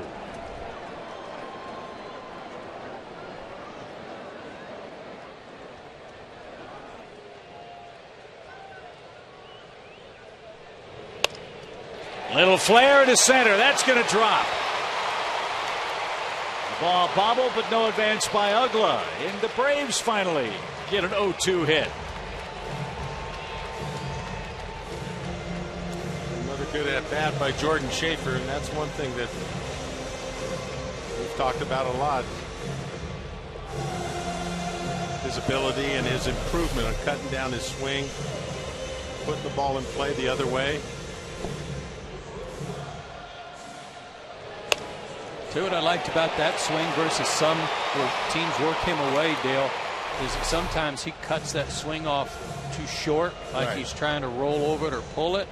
That time when he followed through right where he hit it, out towards center field, so he had it covered. Good swing, good defensive 0-2 swing. Yep, good at bat by Jordan. I'll tell you what, after the ball game, I don't know if Roger McDowell and Dave Rigetti are going to have dinner, but with all the 2-strike hits they've seen in the series, that's been a big storyline in the first 2 games so far. Giants have some activity in their bullpen. Javier Lopez, the lefty.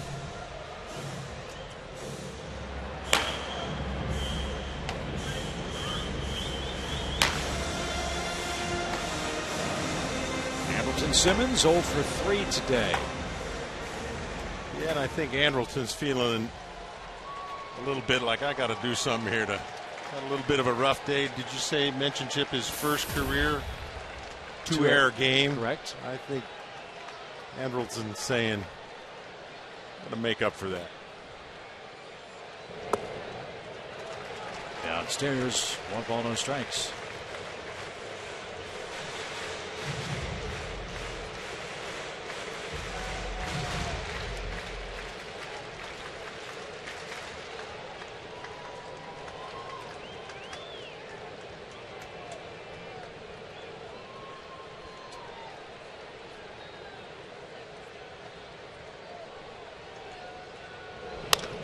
Ground ball to third. Second for 1. First base 2. It's a double play. The Braves out of luck in the 6th, but they do score a pair on B.J. Upton's second homer of the day. We go to the 7th.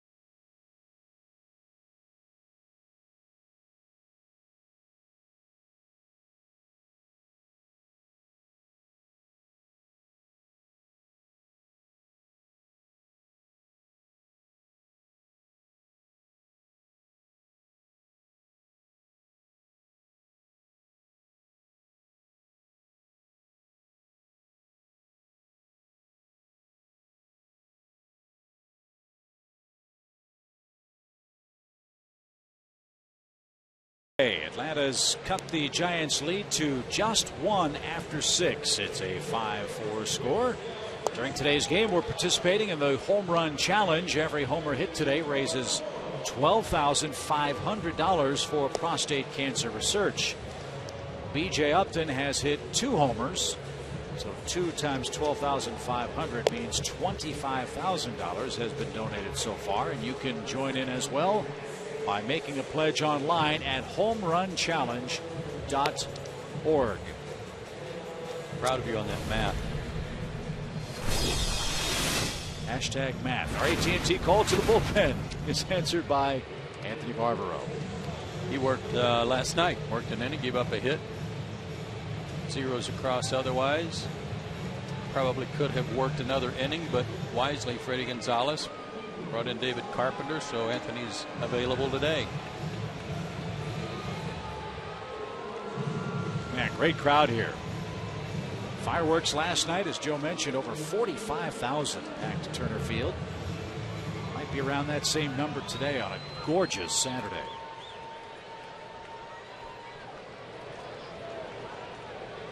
Big inning right here. Need a shutdown inning. Braves just scored 2. They'll have their 2, 3, 4 hitters coming up. Top of the order up for San Francisco in the top of the 7th. Torres has been a spark plug for him. 2 hits, 2 runs, and an RBI.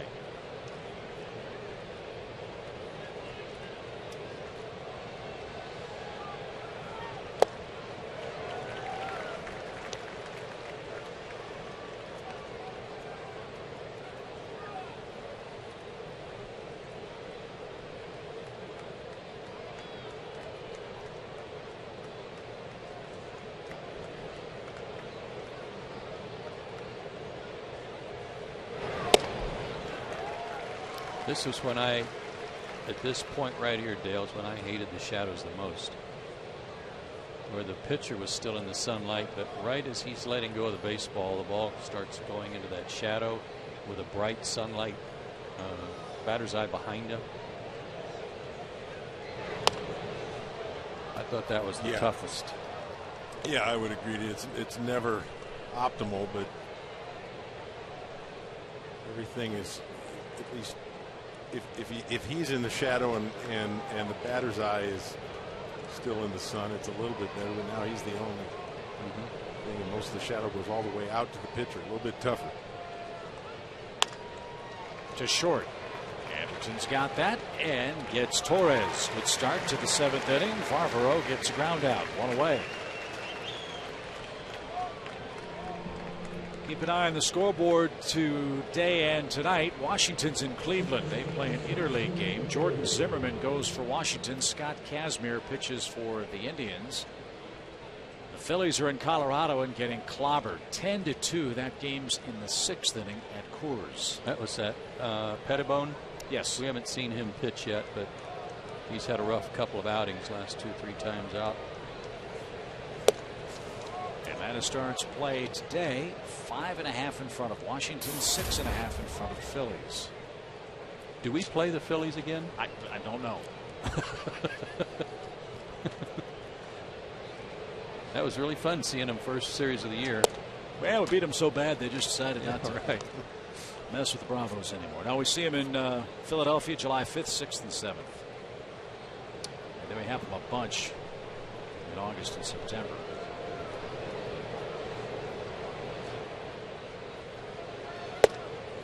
In fact, after our last road trip to the West Coast, we have a quick trip coming up on Friday to Milwaukee for 3, then to Kansas City for 2, and then the Braves, as far west as they go the rest of the year, is St. Louis, and that's not until late August. Line drive by Abreu into right field. That one kicked up a rooster tail of dirt. Abreu was aboard with 1 out. He's had a good day today. By the way, that double play started by Arias last half inning. When he fielded the ball, he didn't stand up. He just threw it from where he fielded it, and he threw a BB to second base to really make that double play what it was. Watch how he fields and throws from down low.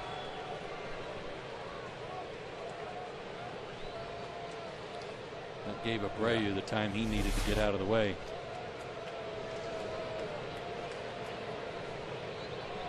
Here's Posey. 1 ball, no strikes. Well, you know, Joe, you were talking about the pitcher still in the sunlight, in the shadow, and talk about that a lot when baseball games end up in shadow. I'll never forget how discouraging it was back in the old days when we were struggling, and you try to avoid that as much as possible. And sometimes when we play Sunday games, you know, we'd play a late game, the shadow would be a factor, but from then on, you know, you play night games. Well, when we were struggling, Ted Turner looked at the ratings, and the Wednesday night movie was rated better than we were. So we had 5:30 Wednesday games for a year or 2. Wow. Oh my.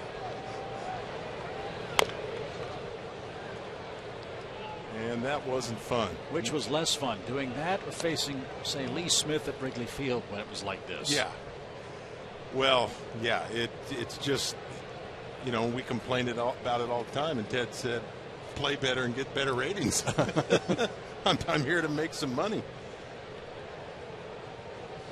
I'm not sure it was a Wednesday night movie or Andy of Mayberry was getting better ratings than we were, but whatever it was, we were paying the price. But no, it's no fun. It does.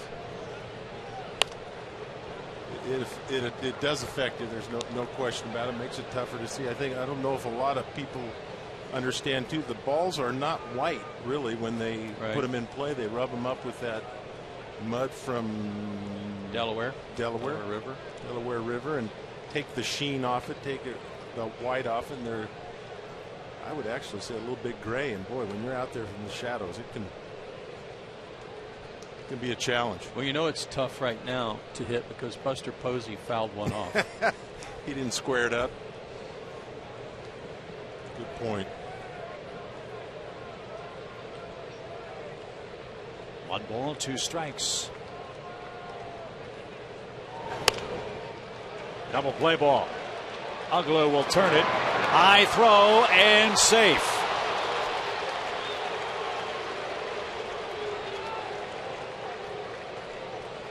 Braves get the force out. Posey at first, and Pence gets a chance to hit. Hamilton gave him a good feed too.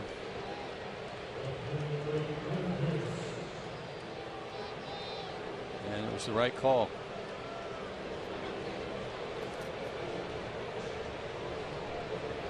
Fielder's choice, no error. You can't assume the double play. I'm betting Dan wishes he had a do-over on that one. Here's Pence. 2 RBIs for the Giants right fielder, giving him 38 for the year.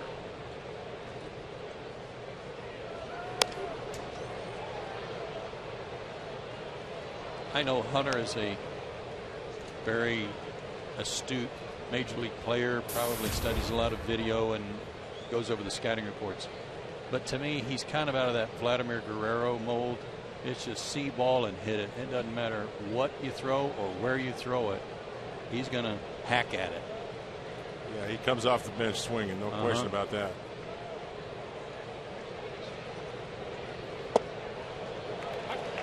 So he didn't see that. You just don't see him flinch like that. That was a great curveball. I'm not taking anything away from Anthony, but that was just hard for him to see and pick up.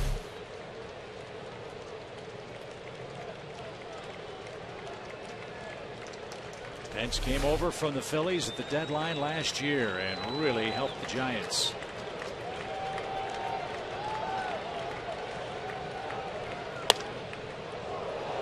He didn't have a high batting average in his 59 games, but did drive in 45 runs and hit 7 out of the ballpark. It really lengthened and deepened their lineup.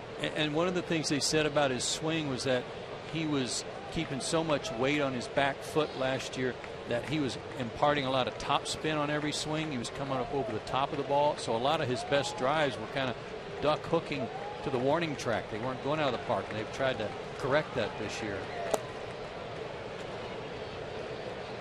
Even the balance out on his front and back foot. Well, you're right. His numbers weren't where he wants them, but he did make a great impact on that team. One of the things they talked about was his pep talks before the game, which is not a baseball thing, but he'd get them together, especially I think when they were down in Cincinnati, and became things of legend. In the dugout, usually. I mean, that's where the last hurrah was. Get everybody together, and I mean, that's fun. That's different than typical baseball players. He plays with a lot of emotion, and it's fun to see. 2 balls, 2 strikes.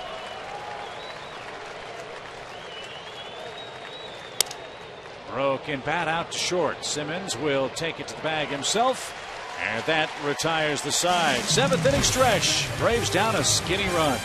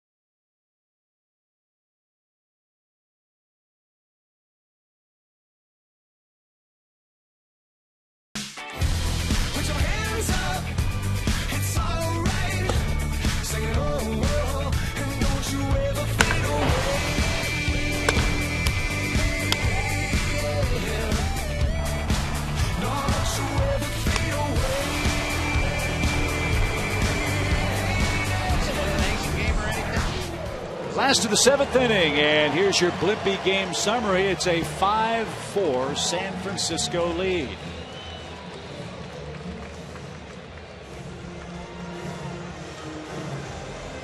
All Giants early in the ball game. Braves have made a comeback thanks to B.J. Upton's 2 homers and 3 RBIs. Only down a run now. Mike Minor, 6 innings, gave up 5 runs. They were not all earned. I didn't hear how many earned there were. 4. Yeah. 1 unearned. Only walked 1, and that was intentional. Struck out 7. Now the Braves have to deal with this shadow. 2, 3, 4 hitters coming up against John Machi, the Giants relief pitcher. Jason has walked and singled today.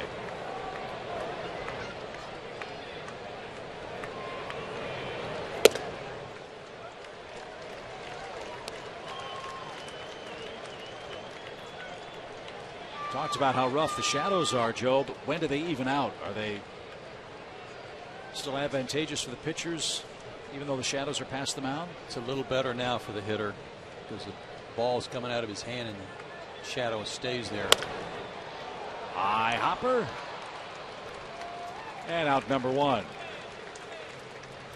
Abreu took away the big bouncer from Jason Hayward. 1 out. Here's Upton. Justin 1 for 3 on the day.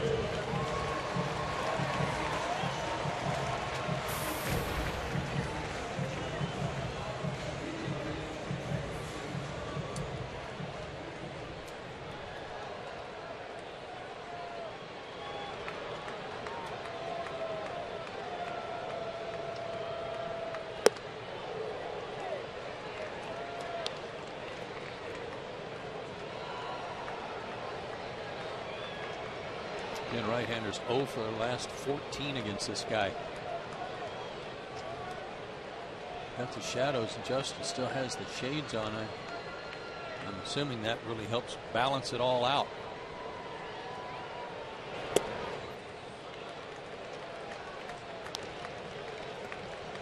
Two balls, no strikes.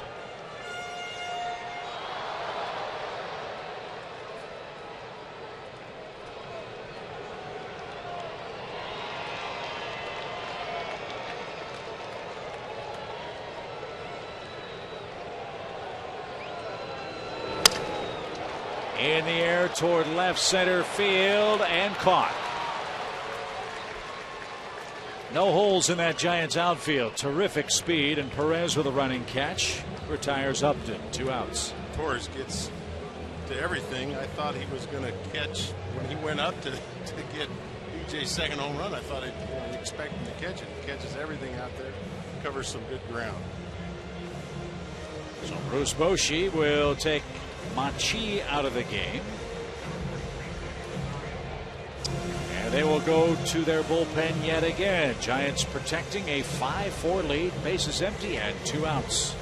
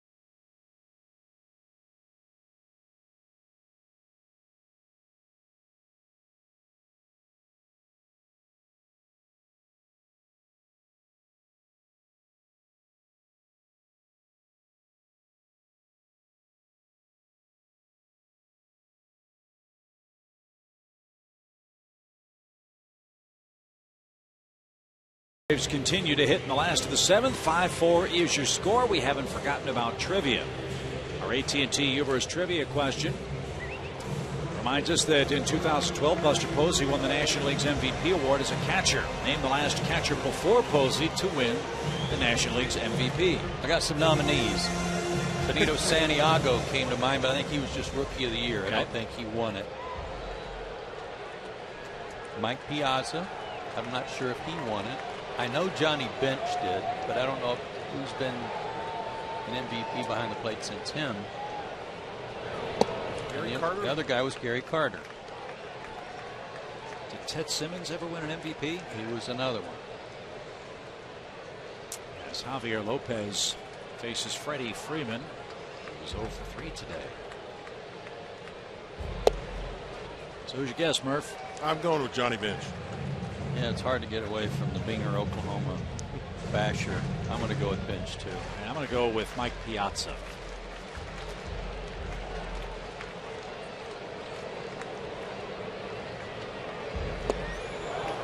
And since we're hearing the sounds of silence from the truck, I don't have a good feeling about our game. A lot of crickets. Yeah.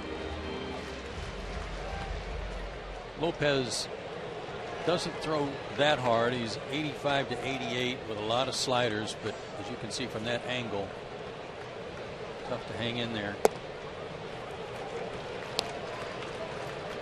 2-2 the count. Let's see if we got the answer right on trivia. Whoa, nice work.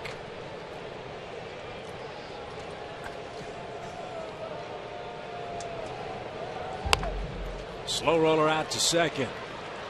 See what happens when you get a fair trivia question. We have a fair chance. 5-4 is your score. We head to number 8.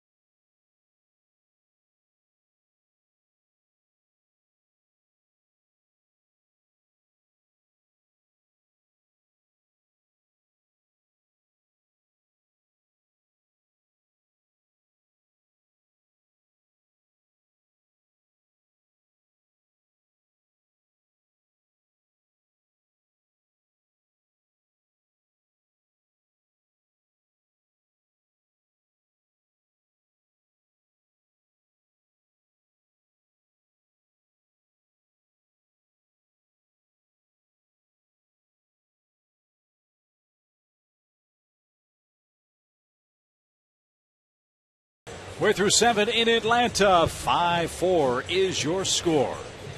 Big crowd here at Turner Field enjoying all the sights and sounds of a big league ball game.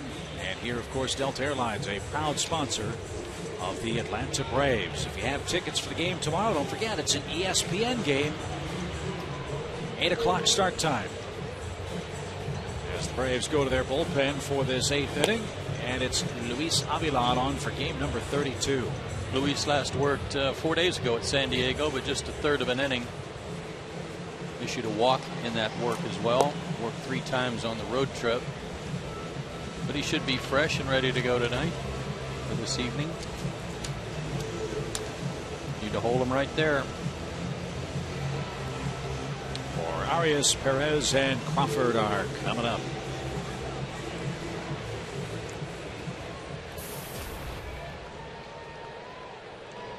Joe mentioned this is a long trip for the Giants. So far, it's been a winning trip for them. They're 4-3 and averaging over 6 runs a game. They've got 5 on 8 hits in game 2 of this series. And a quick strike has Arias behind in the count.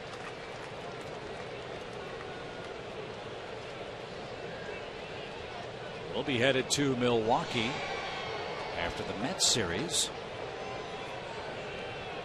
That starts here in Atlanta on Monday. As Arias, a 1-strike base hit. Look at the funny spin on that ball after it bounced in front of B.J. Upton. That was weird. First hit of the day for Arias. Well, that was strange, Chip.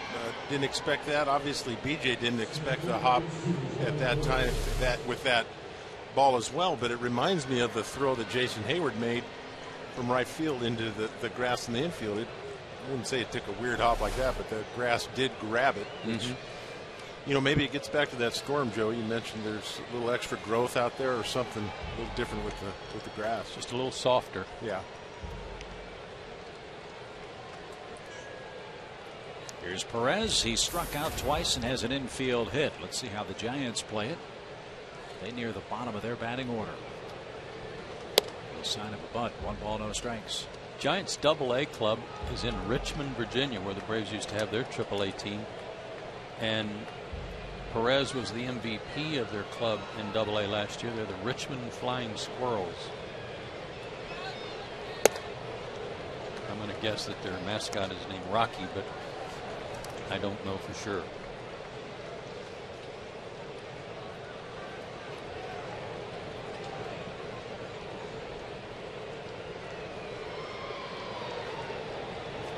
Two balls, no strikes.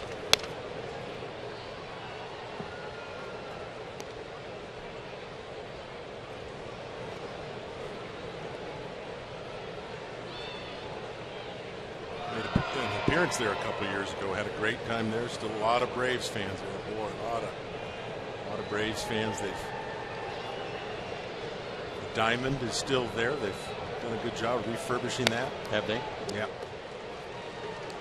Had a good crowd, good support. They've talked up there in Richmond. I think it's one of the, I don't know any details about why we left there, but one of the reasons was the stadium, and there's a little momentum up there. I had a great time playing for the Braves coming up to the minor leagues in Richmond. Good people.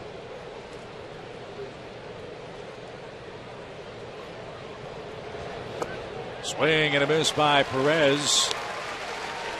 Avilan strikes out the Giants center fielder. 1 down. 3 strikeouts for Perez to go with a base hit.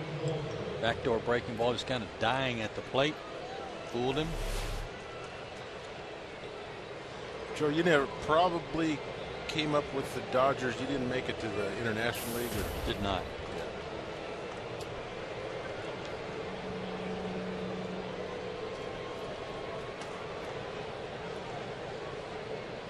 Here's Brandon Crawford.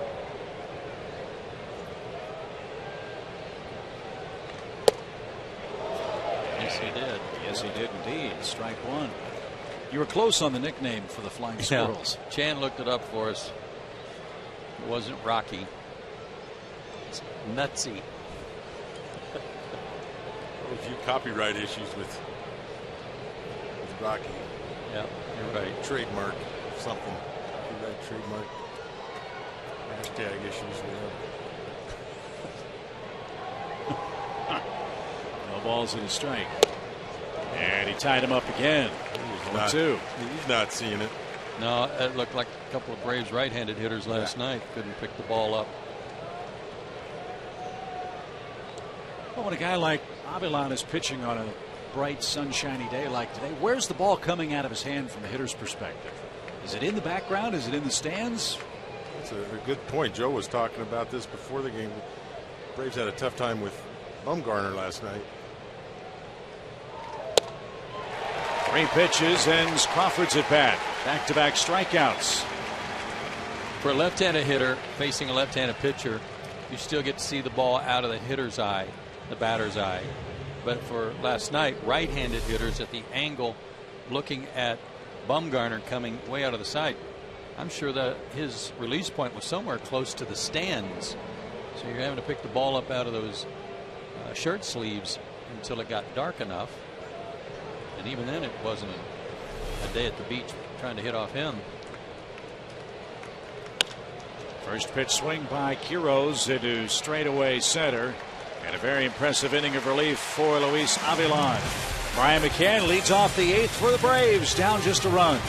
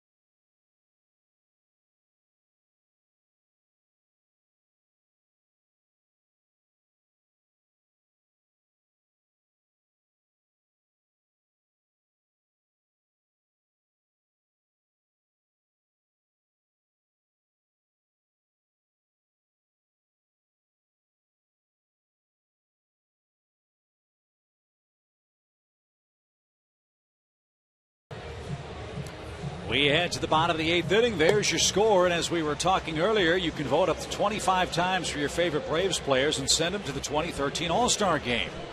And when you vote 21 times or more, you'll get a special offer of $10 off outfield pavilion tickets from the Braves. Visit Braves.com/vote today for details.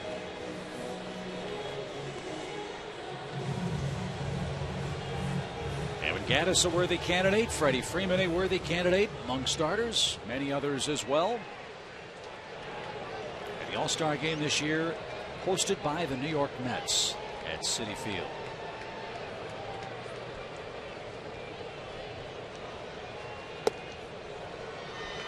Lopez stays out there for San Francisco as Brian McCann bats. He's had a good day at the plate. A couple of hits. And he scored the 3rd Braves run.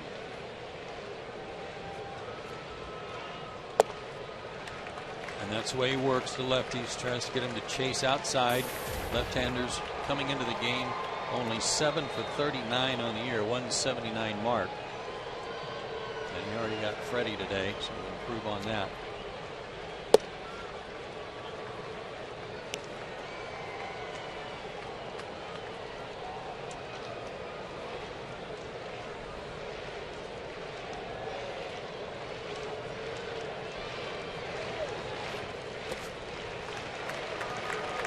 Three balls and a strike. Ryan's 1 for 5 off of him in his career with a walk.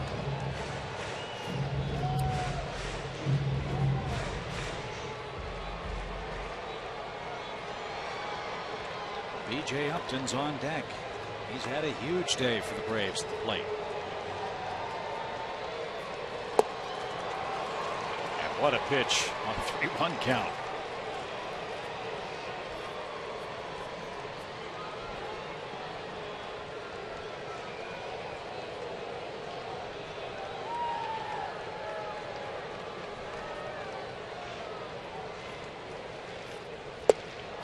And he backed it up with another breaking ball, and Bryan's down swinging. Base is empty for B.J. Upton, today's SunTrust shining moment.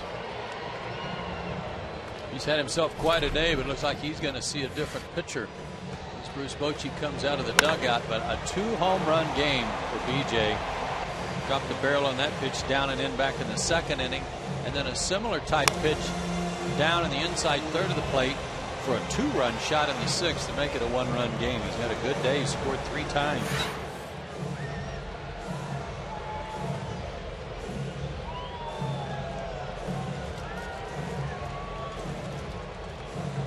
He hit him hard, and they got out fast. That first one went a long way. So to break we go. Bases empty for Atlanta, trailing 5-4. We'll tell you who the new Giants pitcher is in a moment.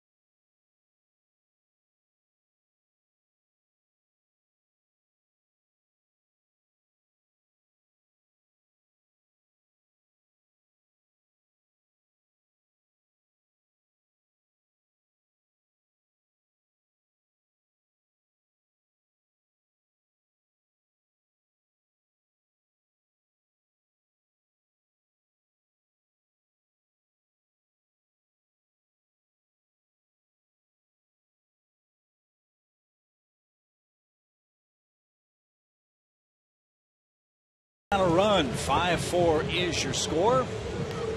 And Bruce Bochy's made a double switch. He brings on Gregor Blanco to play center field. Blanco's going to bat in the 9th spot for the Giants. That spot due first when we get to the 9th inning.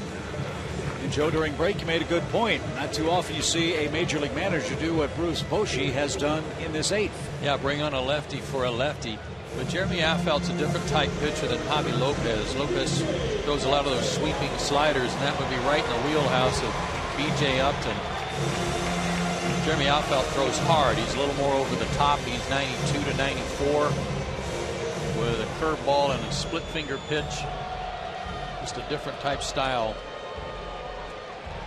And if they're smart, they'll stay out of the middle end and down to B.J. Jumps ahead with a quick strike. Affeld's had a terrific major league career. He's earned about $30 million in the last 11 years. But a great story was reported in the San Francisco Chronicle about a month ago. Affeld signed a contract extension, but discovered that a clerical error in his favor resulted in him being overpaid by $500,000. Now, contractually, Affeld could have kept the money. He said, "I can't open my paycheck," as Upton grounds to second, and realized that I'm getting payment for which I shouldn't be compensated. Return the money. $500,000. Great story on this on the Big League Stew website. David Brown's the man that wrote the article, and I think what Brown said at the end of it was great. That Affeld's the kind of guy that would be a great role model for young people to look up to. Not because of what he makes, but because he simply did the right thing. Yeah, it's a good story, Chuck. That is good stuff. I had a chance to get to know him just a little bit, working with the outfielders mostly, but he was on our World Baseball Classic team. Good guy. Good guy. Did well for us. High fly ball, shallow right. Hunter Pence is there. And Affeld gets Upton and Ugla. And that sends the game to the 9th inning. Still 5-4 San Fran.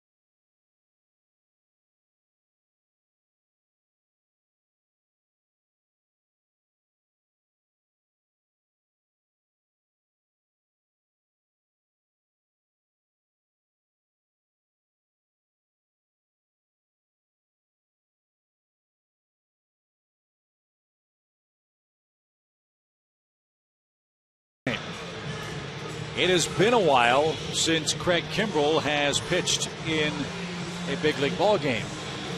He's been in 25 games, but the last one was June 8th at Los Angeles when he earned his 18th save. That was a week ago. Braves with their 4-game losing streak coming into play today, they just have not had him out there for any saves or any tie games that were close late or even extra innings. So he's had a lot of time off. We'll see if he's rusty at all in his first batter or two. And his first batter is going to be former Brave Gregor Blanco. And for more on Gregor, let's check in with Andre. All right, thanks a lot, Chip. Had a chance to talk to Gregor before the game and ask him about all the success he's had against his former team here in Atlanta. And he wasn't really clued into it. He said, you know what, my teammates asked me that, so yeah, it just isn't against the Braves. He's actually hitting 8 of his last 11 games against everybody, hitting .342 over that stretch. But he says once he leaves Turner Field, Chip, he's going to pretend that everybody is the Braves.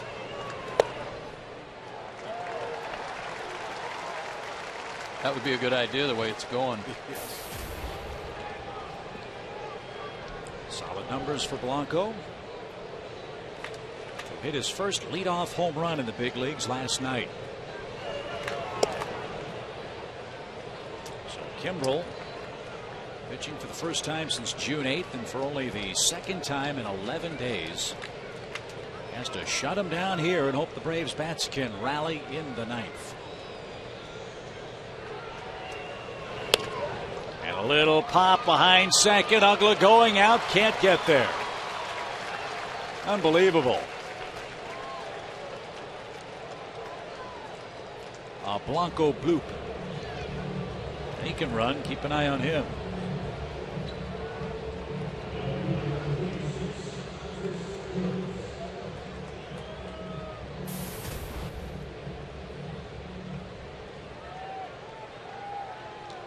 Let's see how the Giants play it here with Torres up.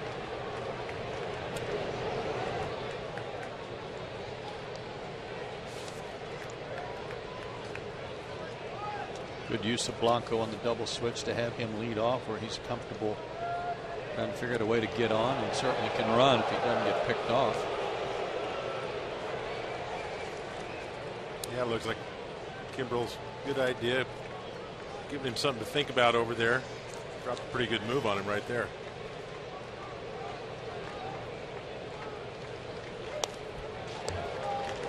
Back. Strike one to Torres.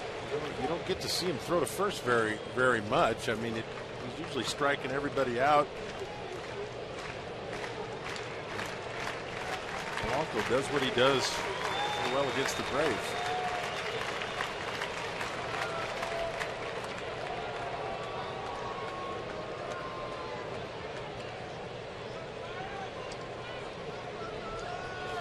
Good percentage for Blanco. The Giants 34 for 42 as a team. Caught just 8 times.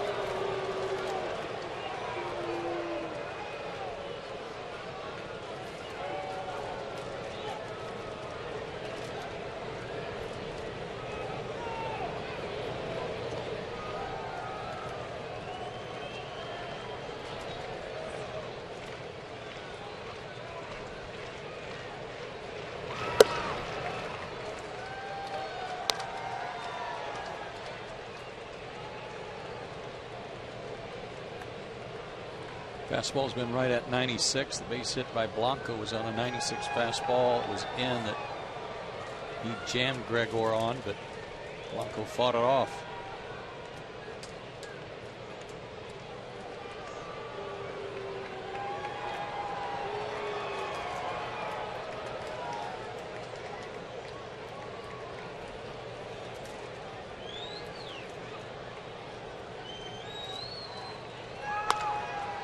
Fly ball to left. Torres skies out. Blanco back to first. One away for a Brave.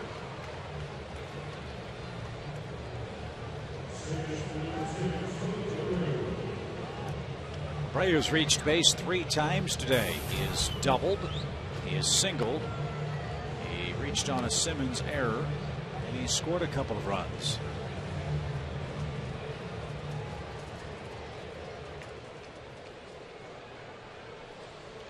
Remember, this is a Giants club that's without Marco Scudero. It's without Pablo Sandoval. It's without Angel Pagan. They're rolling right along. Runner goes. The pitch, a strike. Throw to second is in time. Blanco out on a great throw by McCann.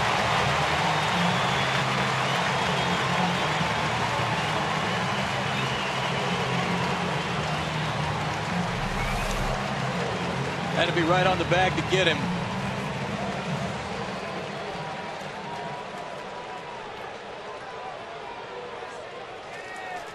Tag was high.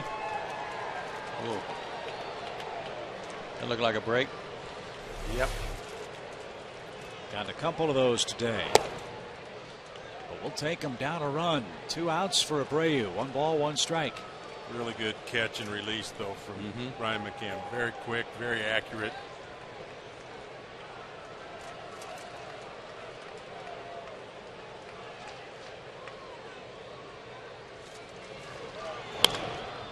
That's down the first base line. Abreu pulls a 97-mile-an-hour fastball.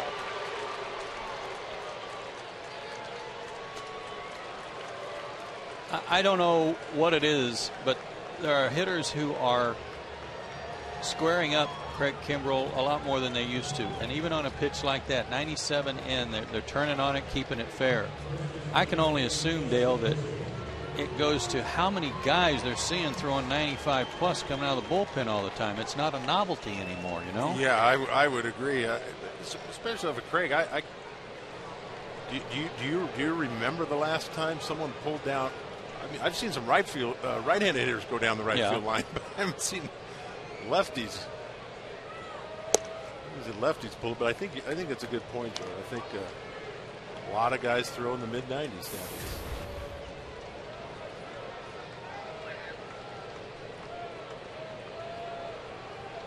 Another hit for Posey against the Braves today. A 13-game hitting streak against Atlanta.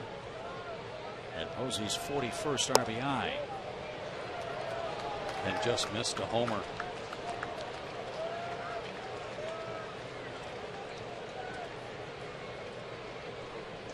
Even with Craig Kimbrell's stuff, there's really no shame in pitching careful to this guy. Nope. Situation.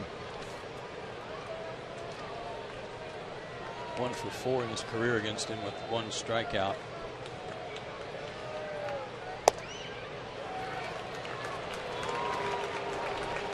Hunter Pence on deck is 1 for 6 with a double and 2 strikeouts.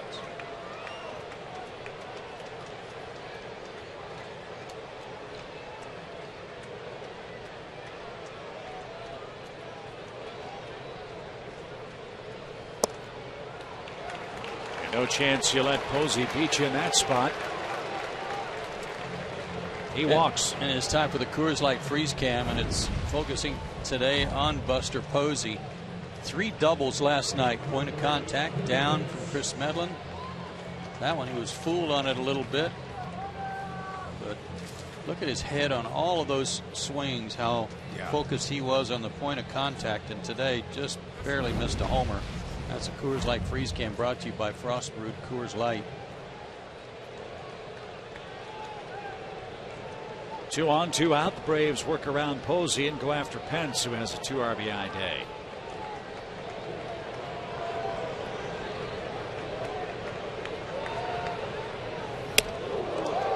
Up and in. How big's the caught stealing looking right now? Yeah. Yes, indeed. Got a break there.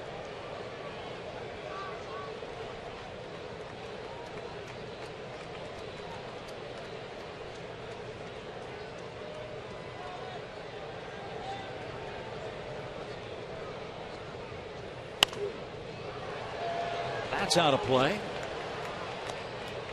And Pence, a 1-1 count. Joe mentioned how big and strong this guy is. Great story in their media guide. When Pence was a teenager, he was digging ditches for an irrigation company. So it was the most miserable job he had, working in Texas. Paying off for him now. He didn't like that one. 1 ball, 2 strikes. That was a good hook. Craig's given up 2 hits in an inning for the 5th time this year. Last year he did not allow that to happen even once. And he got a call there that helped him.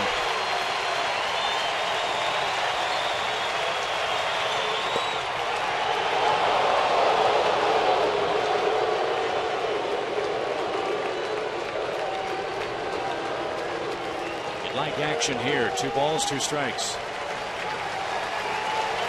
If it's anywhere semi-close, he's going to be hacking.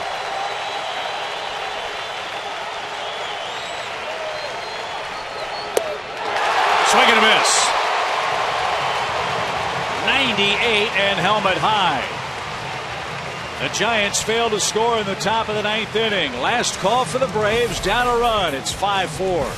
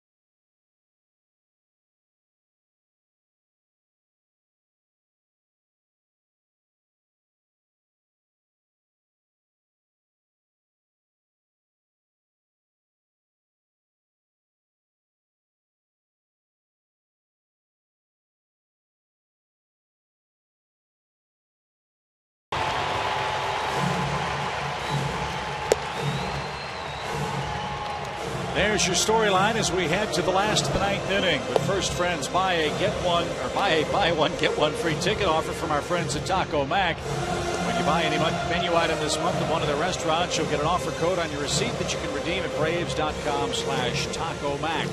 Stop into one of their locations today.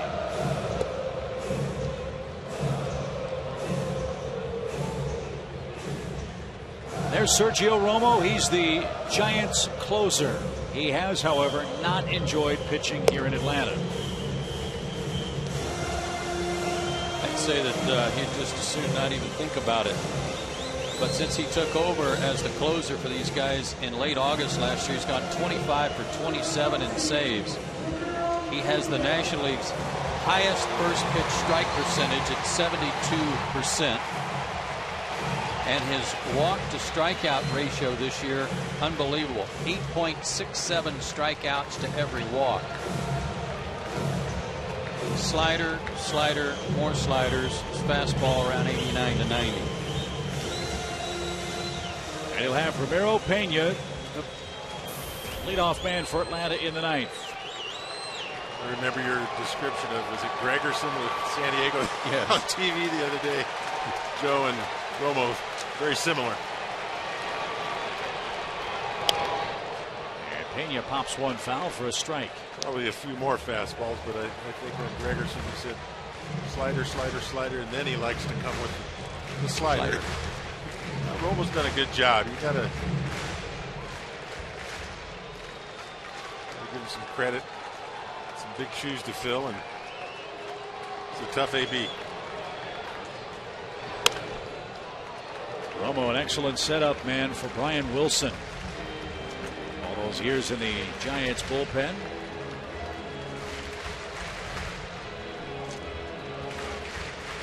He's worked 65 games or more in each of the last 3 seasons. And a career high 14 saves last year. He's already flown by that in mid-June. And Pena stays alive 0-2.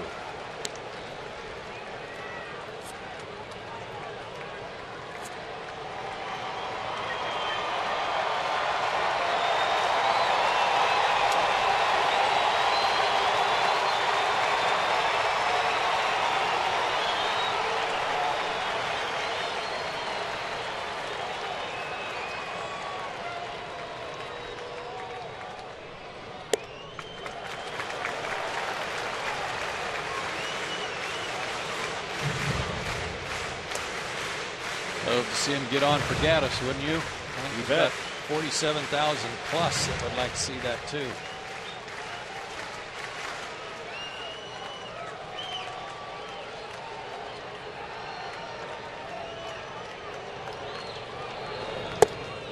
Slider, and Pena took it. 1 out. Cannot give up on his slider no matter how far it looks like it's starting off the plate.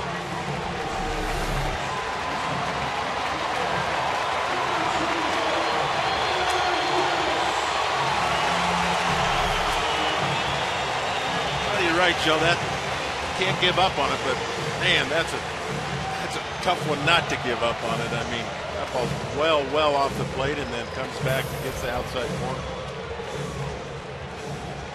Tough to beat those numbers, huh? And all of them very important homers.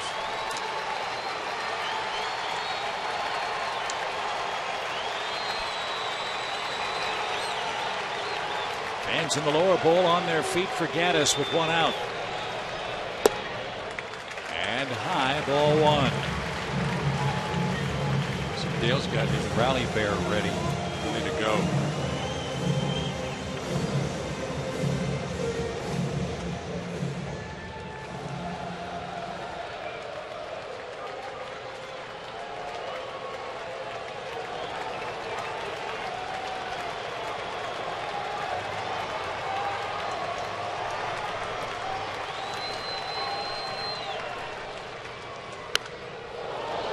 Good rip. And right back overhead. 1 ball, 1 strike. Sure was a good rip, Chip. Fastball up and in that he likes. Well, at-bats don't get any tougher than this. Game on the line against a closer of Romo's stature.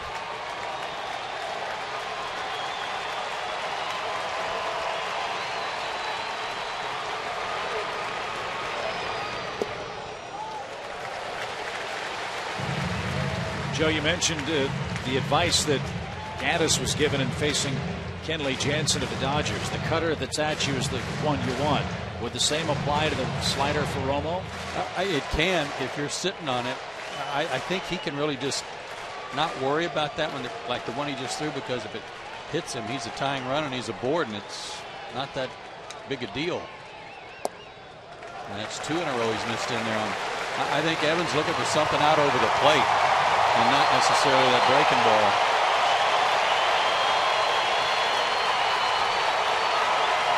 Pitch there. It looked like he actually stuck his left knee a little bit. Hung his left knee out there a little bit longer than normal, trying to get hit. This guy's walked 3 batters in 28 games. He struck out 27. He's 3-1 to Evan.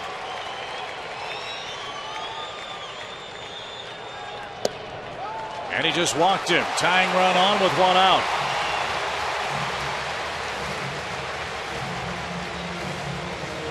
One other change, by the way, for the Giants. Brandon Belt has checked in. He's at first.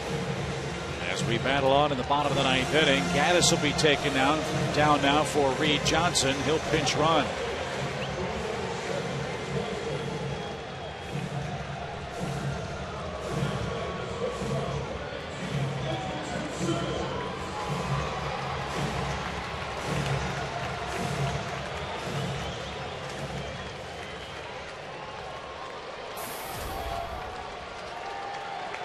Anderson faced Romo once out in San Francisco, 0 for 1.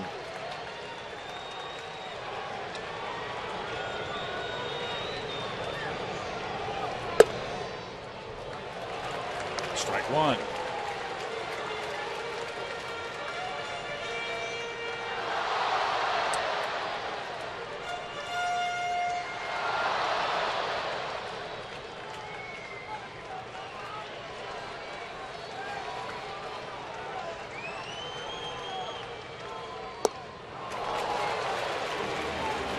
I think Anderson was looking for it there. Might have tried to do too much with it, but he was ready for it. I think he may have taken a little bit more off it than typical does. 76 miles an hour. And that breaking ball slider.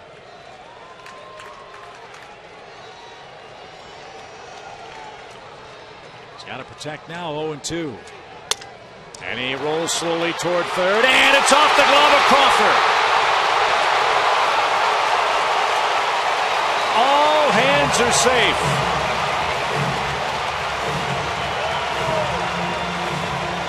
Arias couldn't cut it off, and Crawford couldn't catch it. I think as well as Arias has played today, that was one he would have been a lot better off just letting it go. Looked like he got in Crawford's way because it went under his glove, and that kind of deked Crawford and shielded him for just a second.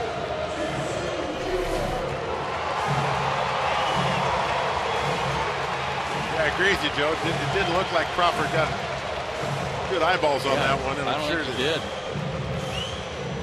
Hard to let it go, but it would have been a lot better. They probably would have got one at second. It obviously just one. Well, maybe Romo will hang one of those sliders, and Hayward can park one. 2 on, 1 out.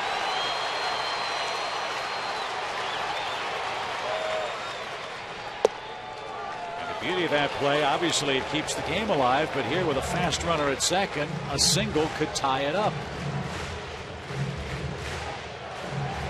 Jason 0 for 2 against Romo. It's kind of interesting too. I'm not so sure the outfielders look like they're playing no doubles defense, which you're going to cut off the winning run if you play in, but you could end up giving up the tying run, and you could end up giving up the winning run. Hayward line drive left field. That's going to get down. The bases are loaded for Atlanta.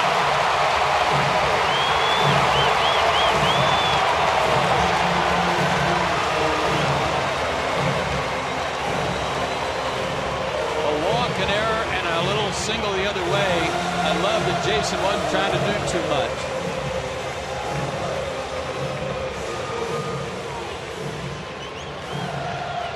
And hit it off the end of the bat a little bit, but Reed Johnson couldn't be sure that he wasn't going to be caught, so he could only go to third. That was a sinker. Sinker away. Jason's done that last 10 games. He's done that a lot. Looks great. So the bases are loaded for Justin Upton.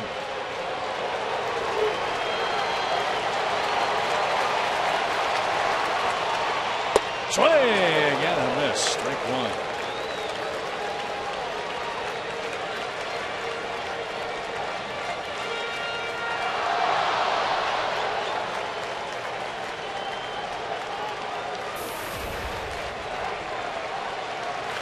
Be a hitter. Don't worry about being a slugger.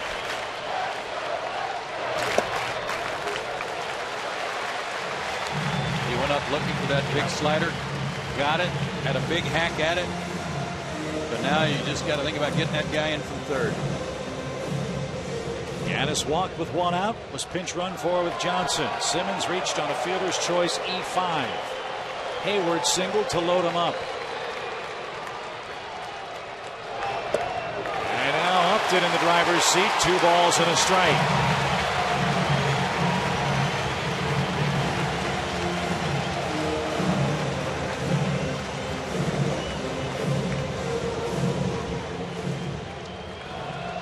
Ahead in the count, he can still afford to look for that slider if he wants.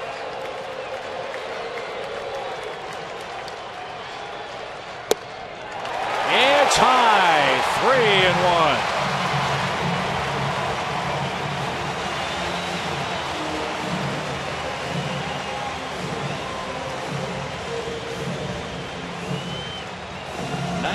Come from behind wins for the Braves, trying to add to it right here.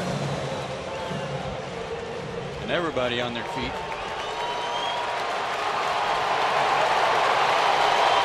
3-1.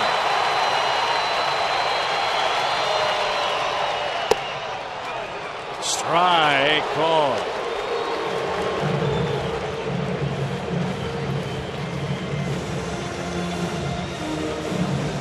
It was the sinker. He's not throwing his slider for strikes enough. Got to figure he's going to do that again. Yeah. Hope for a ground ball.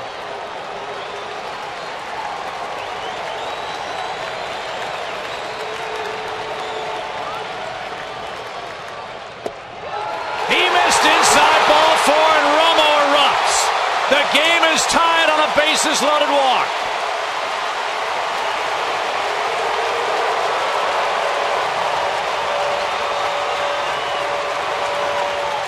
Bruce Bochy out to talk to Romo, who absolutely let Jerry Meals have it. Quiros did too. Quiros had a big reaction too.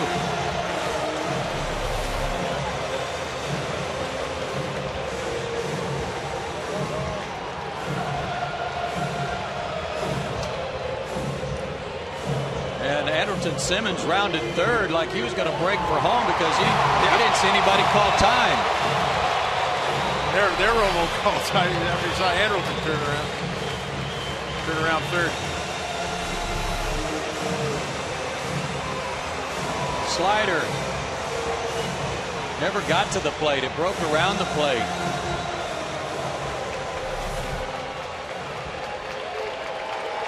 Two walks. He's only walked 3 all year. Now the Braves can win it. The Giants outfield's going to come into Little League depth. Why isn't the infield in? Wouldn't you play in here?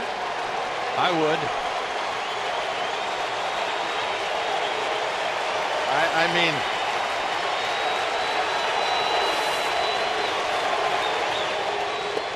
mean, they're trying to turn two, but Freddie's not the slowest guy in the league. I mean, he tops one to short. He's going to beat the ball out. He's not going to get a double play.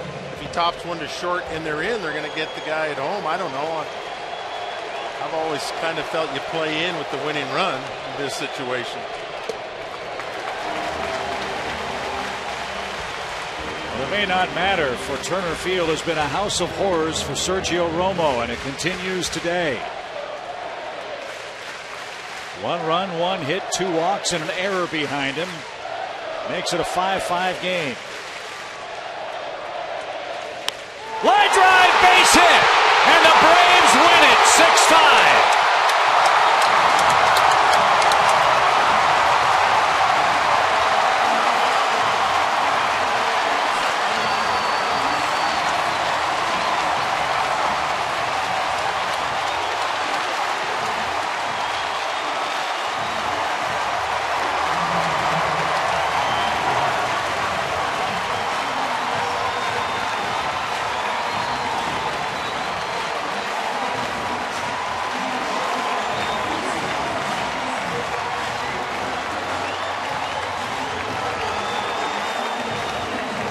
Another huge comeback win for the Braves against one of the league's best closers. And the Braves have evened up this series at a game apiece, with the rubber match coming on ESPN tomorrow night. And who better than Freddie Freeman to come up with the game-winning hit? He's standing by with Andre Aldrich. Chip, thanks a lot. Freddie Freeman, 20th come-from-behind victory for the Braves. No National League team has more than that. Walk me through that last at-bat. You know, it's up to my teammates right there. They got it all done. You know, Justin with the huge at-bat, J.A. with the hit right there. You know, just to get that opportunity, able to come through. You know, he left the heater right over the middle. I was able to get out there. Talked to you guys before this game. You said you weren't lacking confidence, had to be the same approach. But talk to me about having to go uphill this entire afternoon. You know, everybody's going to go through a little tough stretch during the season. You know, we had a 4-game losing streak right there. But, you know, that's just our team. We battled. BJ had a huge game, kept us in it. Mikey pitched his butt off. Craig came in and shut it down. And, you know, we were able to get through that last inning and get it run in there. How electric was it to see the 2 home runs from BJ Upton? It was, you know, that first one was what Chip would say would be a mammo. And then, you know, it's just it's awesome to see him go up right center with another homer. You know, it kept us in the ballgame all night. All right, another game-winning hit for you. Great job. Congratulations, Freddie. Yeah, appreciate it. Chip. Thank you, Andre. Way to go, Freddie Freeman. Big day, big comeback for the Braves. Sergio Romo blows his first save since May 8th, and Atlanta very happy about that. They get their 40th win. And today's final 6-5 in the bottom of the ninth inning.